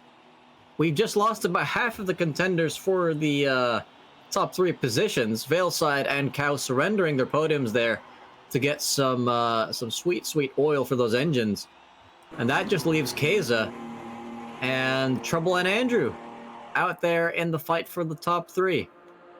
I think the guys fighting for P9, 9, 10, and 11 are still all very much involved in the battling. But yeah, that is an absolute surprise. They have dropped down to behind Fennec, Ellie, and Firerock. Let's see if they're going to rejoin this fight, maybe an entire lap down, although it doesn't seem like it. I think they're going to come out just ahead. Maybe it's going to be a bit closer for Cow, but this is currently where the leaders are. And you can see them in the distance, but I don't think they're going to be caught with 2.5 minutes remaining. Yeah, I think it's going to be quite hard to do that, and I think Ultimate K's here, literally in the pack of the battle for P9. In fact, closer to those guys than he is to the others. I think that's someone else Trouble pitting. doing? It's Trouble pitting with 2 minutes left to go. He's another one. Oh my goodness. And I think that's just completely screwed over Keza, because Keza was slowing down to stay in Trouble's slipstream. But because of that, he's lost touch with the pack up ahead. And Andrew now 3 cars ahead of Keza, who only has 2 minutes left to retake the lead. This is definitely going to be a story that he's going to be telling his teammate Binding. And hopefully he can keep it. He's literally leading this pack, well, this battle behind him for another position. And Ultimate K's needs to just try and hop on the back of this wagon and try to get to the front. But with 1 minute and 25 seconds left, it's going to be very hard for him to do so. And I was going to mention as well, before Trouble pulled a sneaky one on us and went into the pits with 2 minutes remaining, I was seeing that Keza and Trouble were both losing time, and that Andrew was kind of getting swallowed up by the fight for P9 as well, because these guys, even though they're fighting for the lower positions, they are giving it full beans now with just 1 minute left in this race. So yeah, you can see JD now taking the inside line, Kunisek trying the outside line, Trickster no longer holding back, getting as close to those guys as possible. Andrew stays ahead, less than a minute remaining, and Keza is not catching up. As I'm pretty sure we're on the second last lap, so the next lap we will see the white flag being waved. As Keza's lifting a lot there. I think JD might have ran out of fuel. No, yeah, that car sounds dead. Oh, he's trying things, but I think it's just slowing him down even more. But let's quickly go back to the top drivers. As he's gonna try and cross the line with an empty tank of fuel. I'm not sure if he's gonna make it. I think he's gonna have to push it like Nigel Mansell. Well, he might start the final lap, but I doubt he's gonna be able to finish it unless he breaks here and someone tries to push him over. But he does start the final lap, so I don't think he's gonna be finishing this race. As Andrew now coming around the final few corners for the final time this race, he's 2 seconds ahead of Keza now. I think Keza has well and truly given up on fighting for the lead, as I briefly thought that his engine had died as well. Yeah, I mean, that's a bit of a heart attack. That was his car went silent there for a second. I definitely think it was fuel saving. But as Andrew now comes across the line to win the preseason race, what a battle for the lead. That was very unpredictable. It's not going to be the points, but he's definitely got bragging rights. His first ever MSR race, if I'm not mistaken. A complete rookie in the league, and he's just shown all these MSR guys how it's done. Hold on, there's a fight for P3 across the line. I think Fennec's barely taking it from Ellie. Well, I'm pretty sure Ellie crossed the line first. I think that could have been some desync there. Yeah, that is definitely a debatable one, because I saw the same thing you saw, so who knows what actually went on there, but very close finish between those two, as Trouble seems to come across the line before the likes of Cow and Veilside, who, wait, has Cow run out of fuel again, or is he just letting Veilside through? I think he's already crossed the line already. Alright, well that was one heck of a fight. I'm not quite sure what ended up with the battle at the back, as we've lost another driver. Let's take a look at your screen. Looks like JD is still there. I think Kunisek, wait, what? P6? I think there's some shenanigans going on there with the timings. Yeah, I mean, hopefully we'll get an end timing, because I know that after the race sometimes it shows still people swapping positions. But yeah, JD running out of fuel on the final lap. 3 drivers pulling out of the fight for the lead in the final few minutes of the race. That was a dramatic miscalculation. Yeah, but as it stands, I mean, I've just seen it. Andrew taking the win. Ultimate K's, who started P8, taking second place. Fennec It says started P3. Ellie's got a 10-second penalty. Oh, that's what it must have been. And crossed the line. Yeah, it wasn't desync then, and crossed the line 10 seconds ahead, but it was going side by side with Ellie to take P3 on penalties. Ellie in P4, Trouble in P5, Kunisek in P7, Cow in P8, Firerock in P9, JD in P10, Ricky in P11, and Exus, who unfortunately retired, in P12. Yeah, not quite sure what happened with Trickster there at the end, because the fight for P9 was between Kunisek, Trickster, and JD before JD ran out of fuel in the final lap. So I think a post-session disconnect there. Getting a little too eager to hit that end race button. But yeah, that was not the result I was expecting, and definitely not the way I expected to get it. Also, just look at the amount of 10-second penalties. That's a fair few drivers who misjudged what I assume was something in the pit lane. Yeah. I'm surprised that there's so many, considering how long the pit entry line is. But yeah, anyway, it looks like a lot of people have crowded into the interview room, so let's get some people in here talking. Also, I just noticed you have an extra driver with penalties that I don't have. Who's that? I only see I see 4 drivers with penalties on my screen and 5 on your screen. Well, I think it's only appropriate that we bring in the man himself, Andrew, to start off this interview. 1 sec. Just say when you're ready. All right, go ahead and bring in the lad. Andrew, what a fight till the end. Is this your first MSR win? My first MSR race and my first win. What a way to introduce yourself. Tell us about how that battle went, because that was pretty unexpected, especially with that ending. Well, the first stint was just incredible. There was 5 or 6 of us just constantly battling out at the front, which was great fun. And yeah, it was pretty static until the pit stops. I accidentally overfueled by about 20 litres or so, but thankfully Trouble also botched his pit stop by missing the pit box and crashing or something like that. But anyway, so both teammates missed their pit box. Interesting. Yeah, so Trouble came out just ahead of me, and I was like, let's work together. And we worked together. What was that gap between you guys and the leaders when you came out of the pits? We were 11 seconds down. That is quite insane that you managed to catch up by the end and then basically leapfrog the trio that was fighting for the lead before you guys. Were they aware of the fact that they were going to run out of fuel towards the end, or was that a big surprise? I think some knew, but they were keeping it quiet. Others maybe realized a bit late, but the overspeed me and Trouble had was really surprising when we caught them. We caught them, but we just blasted past them. Sadly, Trouble had to refuel again, but yeah, we absolutely dropped them once we caught them. Yeah, and that is very remarkable. I mean, you mentioned overfueling by, 20 liters or so, and we had several people completely underfueling the car by several laps, which is, I'd say fuel is pretty much the one thing you don't want to mess with, along with maybe radiator openings too much. Yeah, I mean, I didn't work out fuel before the race. I just did a few laps in quali, got the lap time, and then just went for it. Worked out all right for me. Yeah, it definitely did. And considering that most of the drivers fighting for the lead pulled out by the end of the race due to a lack of fuel, there was quite a battle going on for P9 as well around you. Was that making you nervous at all? They were quite well behaved. I was a bit worrying. I was just thinking in my head, like, what if these back markers wipe me out on the final lap? But no, they were good. I was wishing they'd bump draft me instead of going for the overtake, but it's all right.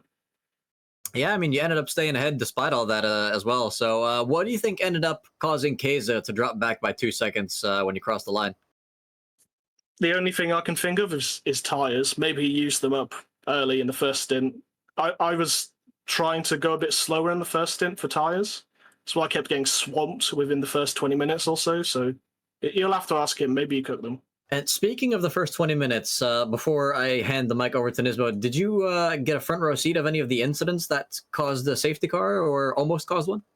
No, I just saw people crashing into walls in my mirror. All right, gotcha. Nismo, handing the mic over to you. Yeah, so first of all, congratulations on not only your first finish, but also your first race win. Thank you very much. This is going to be quite a story to tell Binding, to be honest. It's the first thing I thought. I can't believe he's not here. What absolute...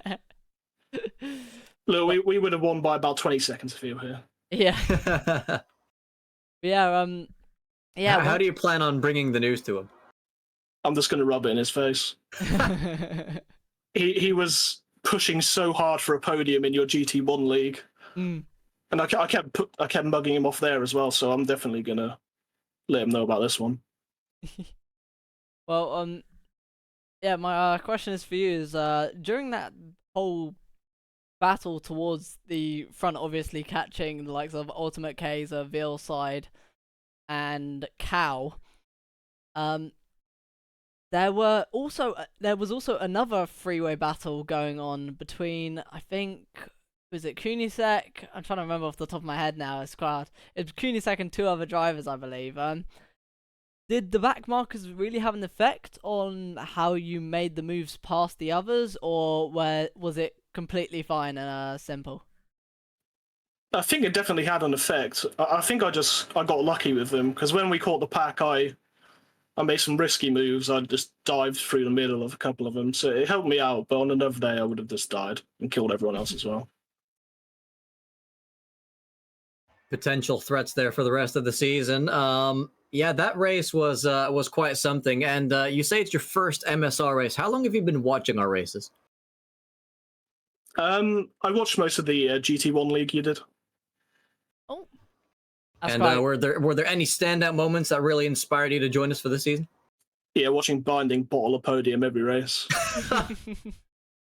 Definitely not mincing his words, this Andrew guy. Well, welcome to the league, my friend. It was a pleasure watching you get your first win right off the bat. And yeah, looking forward to see you driving the next one as well. Yep, good race. Good talking to you. All right, have a good one. Thanks for coming up.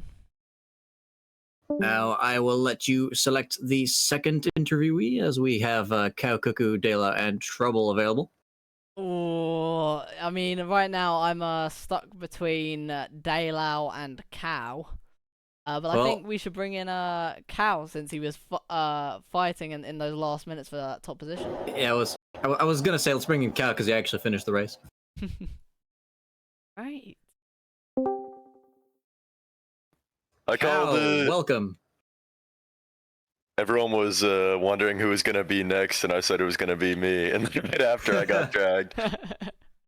So, Cow, you were involved in quite a bit of battling as well, and I believe ended up rejoining that fight for the lead at the end, but then had to come back into the pits for more fuel. What happened there?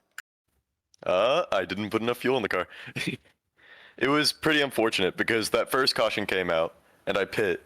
And I'm used to iRacing oval, right, where you can pit and then there's always another lap. So I thought I was just going to be able to rejoin the pack, but I was like 10 seconds behind the pack and the green flag came out. So that kind of screwed me over to begin with because I was stuck with that backpack. Yeah, that actually surprised me a bit too, because I'm not sure if the rules have changed at all, but I've definitely seen a few instances where we waited until the whole pack had closed up again. So a bit unfortunate there, but yeah, tell us about the rest of your race. Yeah, so after that, I decided to pit, like halfway through the race when everyone else was pitting.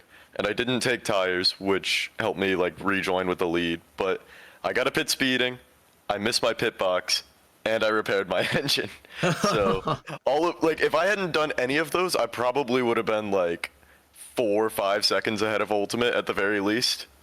But I did those things. Was the engine damage significant, or was it just minor bits? No, it was just the minor, like 1 or 2 damage points. Oh, that's so unfortunate. Yeah. But yeah, I mean, he ended up regaining, closing that entire gap and rejoining the fight for the lead at the end. Just not enough fuel, unfortunately. But how did you make the calculation exactly? Good question. I kind of just put in a random number. Well, you'll get away with that in preseason, but Yeah, I realized like halfway through, and I fuel saved, so I got to stretch out like another 5 minutes. So if I had realized at the beginning and I had just put it in lean and just drove, probably could have made it to the end, but that's not what I did. And even if I did, I had a 10-second penalty, so it wasn't actually, really. that is pretty interesting. Actually, you've just made me think of that. If you decide to stay in someone's slipstream and use lean fuel mix, I wonder if you can actually stay with them. Oh yeah, you 100% can. I was doing it the whole race. Oh, that's very interesting. So we could potentially see some interesting fuel strategies there, but yeah, definitely gonna have to watch the fuel levels. One personal question I have for you: what inspired you to pick that username? Oh. Yeah, I don't know. Just a cow is the first thing that came to mind. Yeah, moo. Well, I do like me a good cow. Nismo, do you have any more questions for our competitive bovine tonight? Yeah, first of all, congratulations on finishing your first MSR race. Thank. And yeah, so out of the entire pack, you were quite up the front. I believe qualifying P3, if I'm not mistaken. Yeah, I think so. I was like a whopping 6,000ths off a pole or something. Yeah, and you had the both teammates of the Vilside and Daleau ahead of you, and I believe Andrew as well. Out of all the drivers so far, who would you say drove you the hardest? That sounds a bit weird me saying that, but who pushed you the hardest tonight? I mean, it's hard to tell because I spent most of the race just kind of in the backpack. I would have to say maybe like Ricky, but it wasn't in a fantastic way. It was more of a like, it wasn't like if it was fighting at like the end, like it was clean fighting, that type of deal. But it was kind of annoying because, you know, we were in the backpack and if we worked together, we 100% could have gained on that lead pack. But because most of these people are kind of newer to oval, they kind of have the like road racing mindset where it's, you know, track position is important. Where with this, like, it's so easy to overtake. You might as well just work together and then save your fighting for the last 5 minutes or so. Yeah, that definitely seemed to be a strategy multiple drivers were employing tonight, even if they weren't able to execute it due to a lack of fuel for some. You're definitely not the only one, by the way. But Yeah, I saw everyone pitting at the end. but yeah, it's what would you say is the biggest difference between oval racing etiquette and normal racing etiquette? I mean, that's a good question. It would probably just be like for most oval racing, lapped cars like are allowed to just race whoever they want. Like it doesn't matter where you are in positions, you can just race people, which I don't know how much I agree with that, but it can be done. Yeah, I mean, you do mention that, and we did see some cars, particularly JD, getting a bit involved in some of the lead battles, but ultimately it seemed like they generally decided to stay behind, so maybe still carrying that track racing mindset there. But yeah, are you looking forward to any oval in particular this season? Maybe just Daytona to see the chaos, to be honest. I think Definitely might be banking on a safety car for that one. I think there might be some discussions that Daytona will be our feature race as well, so that will be extra long. Oof. Well. Extra suffering for those driving alone.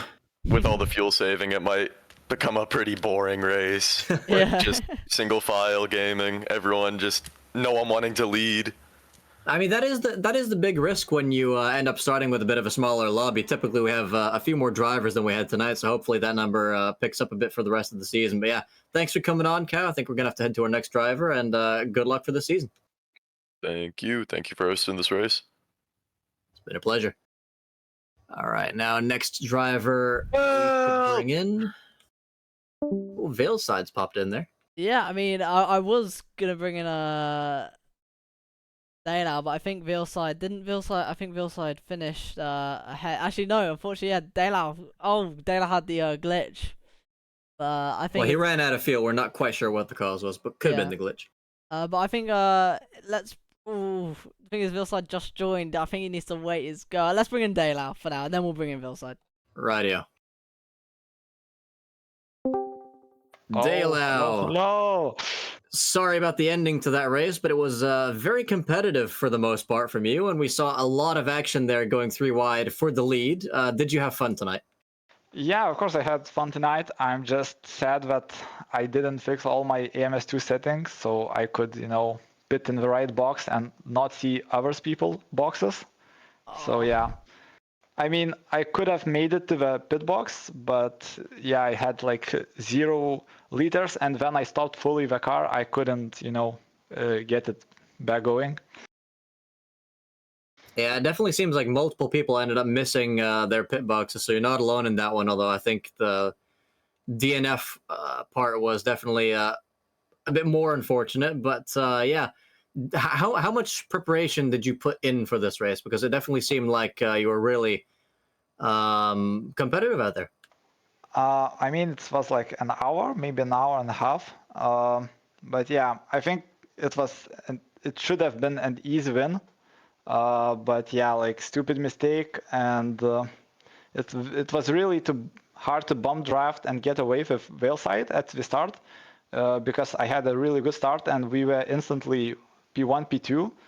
And I don't know, I just tried to get away with whale side, but there was like other people who and I didn't want to give up positions, so I just like changed positions to fail side, and we just tried to block and hold everybody back off. But yeah, we definitely noticed that in the first 2 laps. But yeah, I think it could have been a win. It's just like stupid mistake. Well, thankfully you didn't miss out on any points today because there were none on offer, so it's looking good for the rest of the season. I believe we did see a couple of instances with contact between you and Keza. Was there any sort of issue there, or was it mostly just coincidences?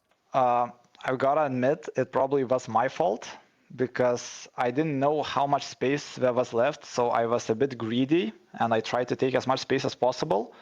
And yeah, I just bumped a bit, with my sidewall other people so I could get more space and better exit. Yeah, I admit that's kind of a trashy move, but it's like oval racing. I think it's legal. And yeah, and of course I tried to be aggressive. If I took the outside line, I tried to cut across to the inside line. Like I did a few risky moves, I think. And yeah, one of these moves gave me almost a spin, but I somehow saved it. Yeah, And we caught that. I think I did mention that that was an extremely good save at that moment. Yeah, and I noticed that like driving alone almost was faster because like I lost 3 seconds, and yeah, I came back very fast. But yeah, it's definitely going to be interesting to see if you continue that kind of strategy in the races where points are on the line. It's, of course, could end up with a few stewards' inquiries, but I think overall, at least for this race, Keza enjoyed it because he says it was a really enjoyable race. So, yeah, hopefully we get more of that in the rest of the season. Delau, are you looking forward to any race in particular, or is it all the same? I don't know yet because I forgot what is in the calendar, but yeah, Mostly ovals. Yeah, no way, dude. But yeah, I'm just looking to win, I don't care in which track. I'm just looking for a win. Well, I definitely think you've got the competitive edge to pull it off this season. So best of luck to you. Nismo, got any more questions for him? No, but I do have one thing to actually mention about you saying how it's all going to be ovals. And that's that there is going to be one track that isn't technically an oval. Wait, which one? Like Jacqua Republic or something. It's like one of the proper old circuits. It is, and you actually have to brake massively because it's like a really long hairpin at the start and then a really long hairpin at the back. That's the best kind of oval. Yeah, a one where you need to use the brakes. Yeah, because it's like it brings the most tactics, into like the most technique probably. And like in speedways, you can just go flat out, and yes, it's like the relations with other drivers, but like in these kind of ovals, it's going to be like really dependent on your pace. Absolutely. potentially even more safety cars as well. So I am looking forward to that for one. But yeah, thanks Dela for coming on, and good luck this season. Thank you. Bye, guys. Have a good one. Seems like his teammate was not ready for an interview after all, so we've got Cuckoo and Trouble left. I feel particularly bad for Cuckoo with that blue screen of death, so let's bring them in. Alright. Hello there, Cuckoo. Your race got cut short there by the evil overlords over at Microsoft. Can you tell us about your race before that? It was going fairly well before that, to be honest. Race start went okay. I sort of stayed out of trouble. I was a little far back for my liking for the first little bit, but I managed to stay sort of in slipstream range. And I just sort of, once I caught back up to that pack a bit more, I was just focusing on saving, really. I just put the fuel mix down to medium and was just cruising behind them for the most part. And then the accident happened, which I saw the whole thing. Tell us about it. I think it was Kunisek getting tagged a little bit on one of the exits that sort of unsettled him and then flew across the track and took everyone else out. I don't recall who tagged him, but I know I called the safety car for that one. And then the same sort of thing happened later on where somebody else got unsettled. I think they were... No, it's not the one where I'm thinking of the bump drafting. It was a different incident, but I didn't call the safety car for them on that one. And then unfortunately, because I was on the back of the three in front of me that had the accident, I was then disconnected from the lead pack, and I'd lost the slipstream, and I just dropped back off from there. That's very surprising, because I think you are one of the people that suffered the most from you not calling a safety car on that second one. Why didn't you call one? I don't really know, to be honest. I just sort of figured, okay, if they want one this time, they can do it. Much to my own detriment, so you're welcome, everyone else. Yeah, no, I figured I'd leave it up to them on that one. Yeah, because I very much remember seeing that incident unfold, because I don't quite think we caught the first one very well on camera, but the second one we did, and I remember being very surprised at there being no safety car called for that one. Yeah, I guess they just decided to not call it because no one had called the first one either until I called it. So I guess they're either all just scared of that Class D penalty, or they're a bunch of lazy poops. Yeah, maybe. But yeah, I didn't call the safety car, and then I fell back off that pack because I just didn't have slipstream. I eventually got collected by that secondary pack that had formed, and then we'd all started working together to sort of catch up to the lead. We were closing a bit, and then everything froze in VR. And I was like, oh, okay. And has that been happening a lot lately, or is that more of a rare occurrence on your computer?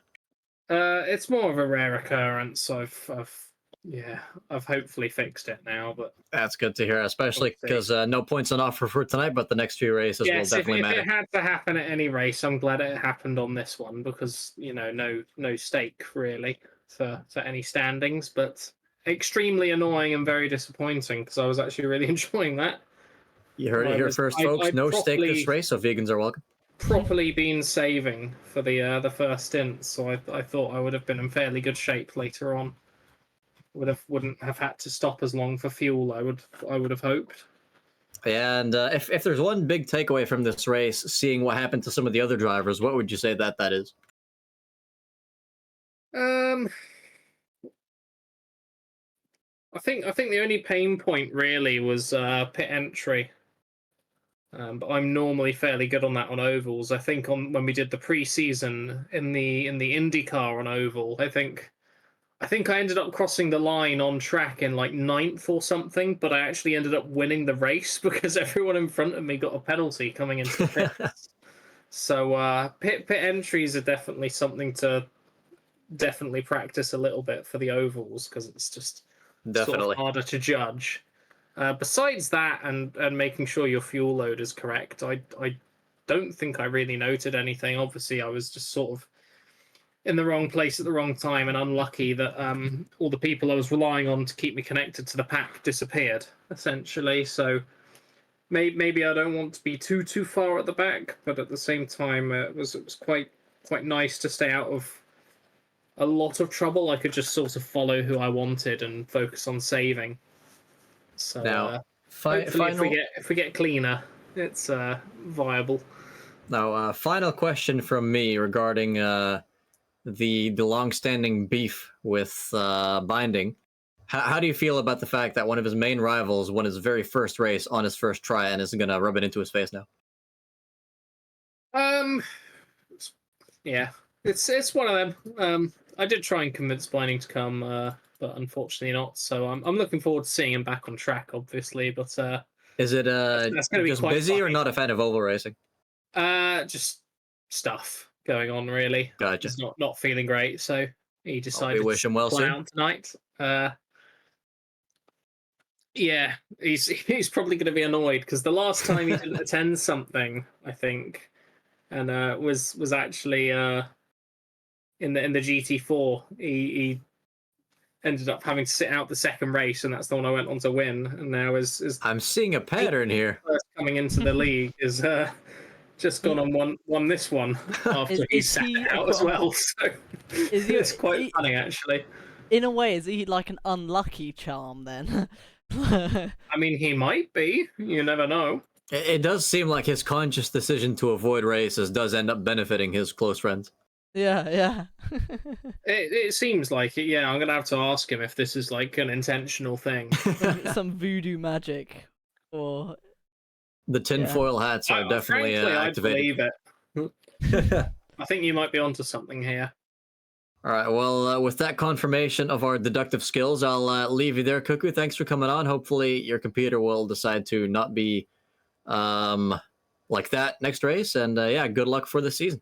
Yeah, I hope so. It's very frustrating. I was very disappointed, but I think I sort of had the basics down. I was staying connected. I was keeping safe, so there were no real issues in terms of driving. I just got unlucky that the 3 cars in front of me ended up sort of banishing themselves to the Shadow Realm, and then I was disconnected from that lead pack. Otherwise, I would have stayed with them. Yeah, definitely looking forward to you putting some results behind those words in the next few events. Good luck with the ovals, and yeah, see you next time. Yeah, I can only hope. All right, now let's bring in our ever-patient final interviewee, Trouble. indeed. Trouble, my friend. Hello. 2 laps. What the Yes. feel? How? You mean lack of? Yes. Yeah. Actually, to 2 minutes. I'm not quite sure if it translates to laps, but yeah. Well, I had a little left. I effectively had a lap left, so it would have been. I think it would have been 2 laps. Tell us, how on earth, after making such an incredible recovery, do you mess it up that badly? Well, basically, I think it's because, well, as you saw, I'd been fuel saving and tire saving earlier in the race. I think that effectively meant that I duped myself into calculating the amount of fuel I needed wrong. So I was like, I should have just enough. I should have added extra just for safety, because that would be the safe, smart thing to do. But I was like, well, I've already effed up in this pit stop, so time to not put in any extra. And yeah, it turns out I needed that bit extra. So, are you saying you had a planned amount of fuel to put into the car, and because you missed the pit box, you decided to lower that, or was that all because of the fuel saving? Well, I lowered it ever so slightly because I was like, I want to cut it close. I thought I'd still make it. How much did you lower by? Like a lap. I might have still ran out, but I at least would have had the chance to try and roll across the line with no fuel, which is what Kay's apparently did. Oh, okay. So He I wasn't did. imagining things when he crossed the line and No, but quiet engine. apparently he was fuel saving as well, which is partly why he was so slow. But I really should have been in a lot better position. I mean, it started in quali because I started 13th, right? Uh-huh. I was half a second off doing like the same lines, as I was like, how am I losing this much? I felt the turns same out- way in the preseason event. Yeah, it turns out basically, yeah. In the testing one, I had saved a slightly modified version of the default setup. Uh-huh. I didn't check that I was on the default setup for this track. Turns out I was on the default setup for the wrong track. So, yeah, it was not ideal. You were on the road car version, maybe. No, I was on the one for WWT Speedway. So one of the later tracks, but it's a bit tighter, so it has a bit different gearing, things like that. Yeah. So I noticed it at the end of quali, I was like, right, I should just go to the normal one, and I should gain that extra half second. I did. I kind of started redlining it because I hadn't realised that it changed the gears. So for like a corner, I lost all of my momentum just because I was like, I seem to have maxed out. Yeah, I need to change up another gear. But that was only like the first lap, and we know how it went from there. It went pretty well. Except for me messing up the pit stop in every way freaking possible. I mean, Well, you weren't the other only one than- though. Your teammates seemed to suffer as well. Yeah, so Ellie managed to go too fast into it. I thought I was going to go too fast into it, locked the brakes, and spun into the wall. Luckily, didn't get damage. Turns out it didn't matter because when I got into the pits, the pit strategy was set to repair engine damage, which is the most pointless thing I could have done. And I also missed the pit box, as did Cow. So not the best. I mean, Ellie had to reverse back down half the pit lane to get back into their red box. Yeah. So it's Yeah, Ellie did significantly worse in that sense. Like Ellie could have been fighting for first.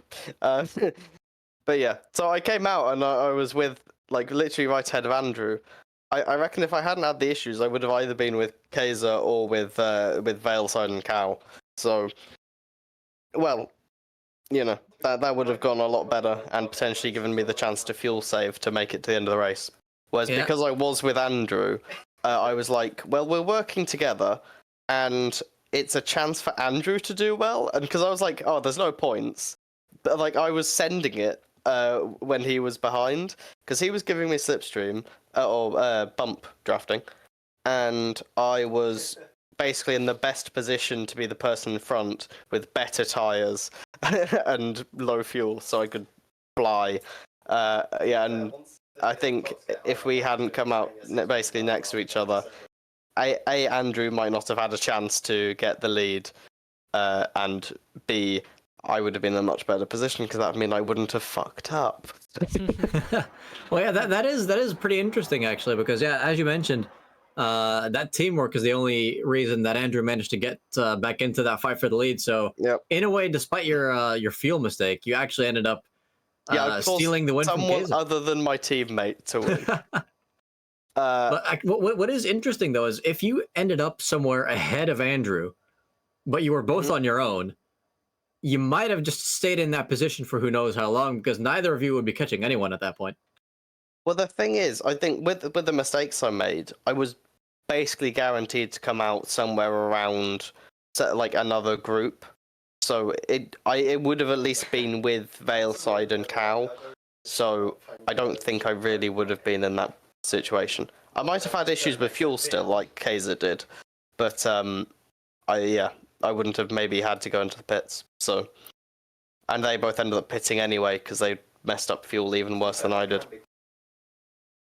Yeah, and it was definitely interesting with Kaiser's fuel because I mean we noticed JD slowing as he started his final lap and completely ran out of fuel right as he rolled over the line. Sad. And I didn't expect Kaiser to also be running out of fuel because he was pretty much still with Andrew, albeit behind the three other cars battling. I think he did it on like the last straight or last corner. If I'd have done it, it would have been I think on the back straight. Well, So what was I would have interesting, still made it, but I would have lost a lot more. Whereas Kaiser didn't lose that much. what was interesting to me was it seemed that the part where he really lost touch with that front pack was exactly when you went into the pit lane because he was trying to get slipstream from you, and you were slowing down. Yeah, he was. Yeah. Yeah, exactly. The thing is, you know, when I'd caught up with Andrew, and then within like 2 corners we'd got to 1-2. I think that was partly because of tires and partly Kaiser fuel saving, because he, in that sense, kind of held up Veilside and Cow. but because I basically knew I'd have to pit anyway, I was flat to the floor, gunning it. That's actually pretty interesting. I wasn't thinking that they'd be holding back on fuel that much because I mean, it definitely seemed like they weren't really bump drafting each other very much. So I could see how you guys were catching them that way. The thing is, Cow in the VC was saying, like to Veilside and Kaiser, oh yeah, the 3 and 4 could catch us. And they obviously didn't really work together that much. Veilside and Cow did when it was just the two of them, but after that, they didn't. Yeah, when it became a 1v1v1, it just was one big free for all, really. Yeah. Yeah, that was interesting end to the race. Absolutely, and with that kind of pace, and aside from the blunders, actually a pretty good strategy. Quite a few blunders, but yeah, good strategy if I hadn't blundered it. And with all of that in consideration, are you looking forward to having any potential victories on merit this season? Because you definitely had the pace. Yeah, there's definitely possible. I mean, I won't be here next week, unfortunately, so there's one less chance of that happening. Yeah, but, that means you're missing a quarter of the season. If I can. I mean, in the practice race on WWT, or Gateway, I think it's called, we go to that one later, and I don't know, I think I got top 3 in that, so. Ooh. Yeah, so definitely a good chance at some podiums or even wins this season. I'd say the one thing that will make it more difficult is the sheer lack of races, because there's only 4 races this season that will be rewarding points for, so I'm it's going to be a bit of a shorter one. So I only have 3 chances. 5. Yeah. There's 5. Oh, is it 5? There's 5. Okay, well then I get if you include chances. preseason, but there's no points for preseason, so he's only got 3 more chances to score points. He's not going to be there for Daytona. There's going to be 2.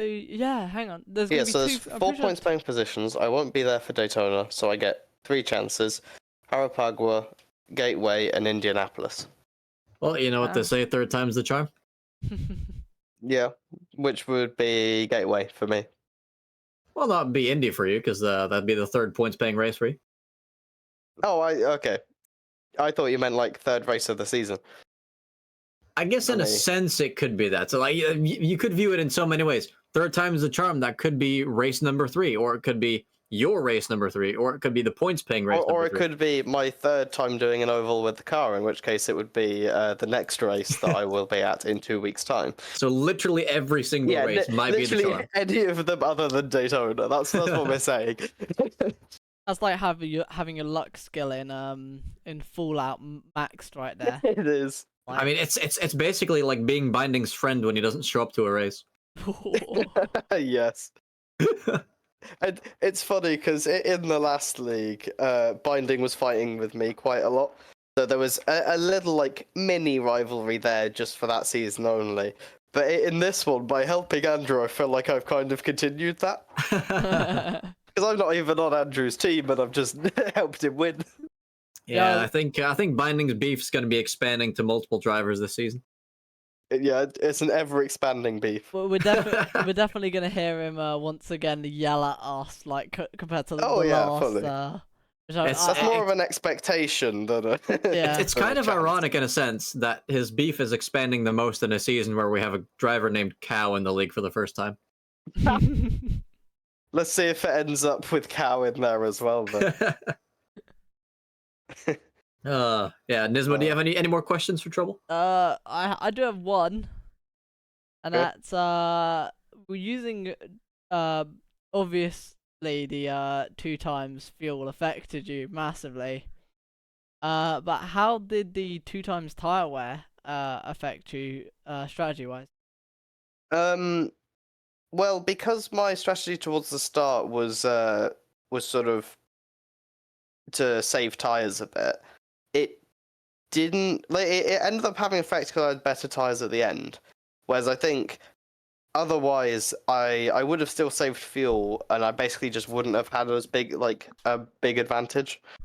But so it helped me a little bit strategy wise compared to what other people did, but not a huge effect in terms of actual race strategy, because I still don't think pitting would have actually been a good idea. So But yeah, the weird thing is in practice, it was, I think, to fix fuel, right? As in when it went from the practice session to like restarting it to go to quali. I thought it was to fix the fuel settings, but the fuel settings did not change. Ooh. So I don't know if they were correct before or messed up afterwards, or I just don't know. Looks like it may be time to bring back the tinfoil hats. Yeah, I don't know what the difference is. Like, I don't know if it was technically on 1 or 2 times tires or not, because I don't have a reference point. I'm sort of just assuming that it was correct, but I don't really know. Yeah, I mean, Nismo, you did ask that question to the one guy who doesn't prep for any races. Yeah, I did the 10 minutes of practice beforehand, and turns out I was using the wrong setup over that whole thing, so it doesn't matter. I mean, hey, at least you did the practice to discover you were using the wrong one.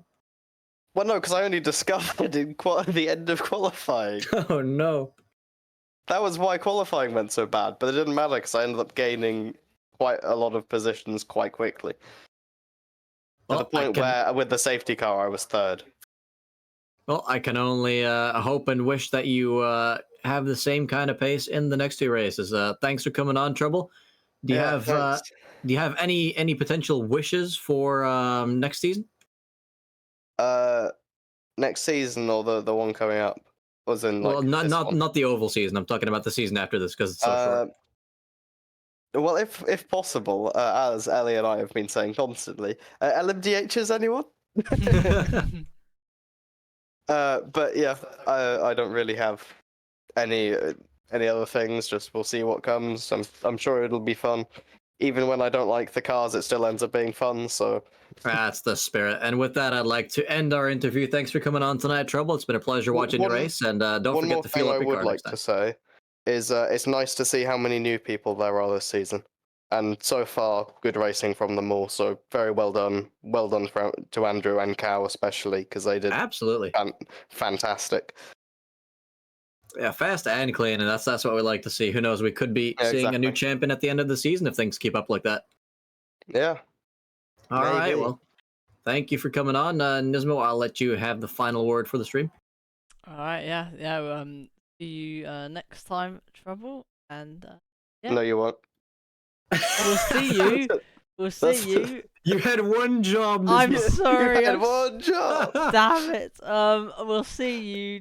Trouble. We'll see you in 2 weeks' time. Yes, 2 weeks. Okay, time. 2 weeks. It wasn't that bad.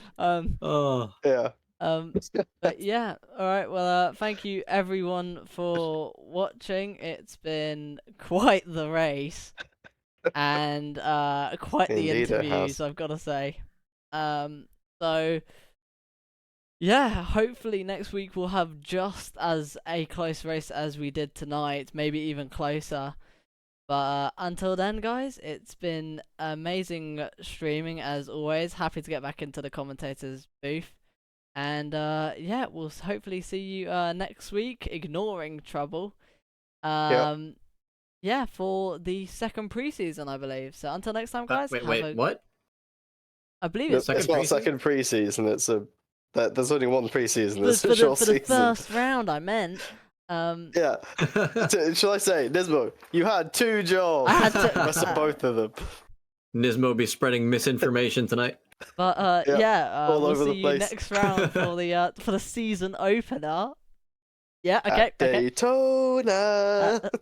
That's not a Daytona, is it? Oh my goodness! I'm kidding. That's why I won't be here, because I said I won't be here at Daytona, and apparently that's where you're going wrong. But yeah, we'll see you next week at Daytona for the season opener. So until next time, guys, we will see you round. Yeah, see you around. Hey Martin, when are you taking over the stream? Good night, everyone.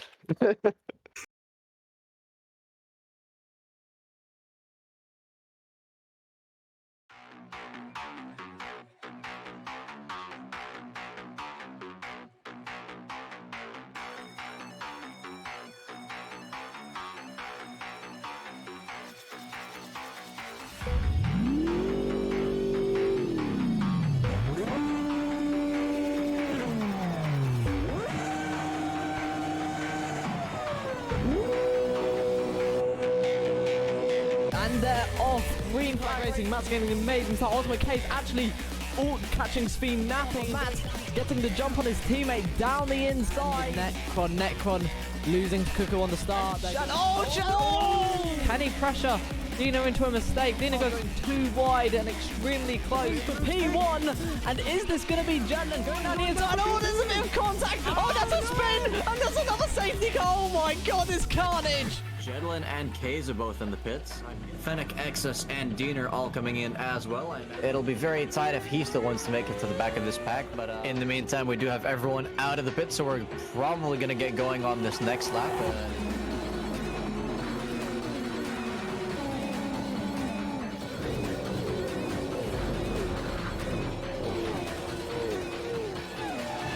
We are, in fact, restarting now, regardless of that incident. Okay, he's looking for that undercut. Does he get it? It looks like he might do. They're side by side and very close together. Cuckoo looking for that inside line on Jedlin ahead. Going into 130R, but they're going to be wanting to go fully defensive into the chicane of Casio Triangle. He's going to end up finishing in P1, crossing the line. Greenlink's going to cross the line. It's going to be Ultimate K's across the line. Gillish comes across the line to win his second MSR title.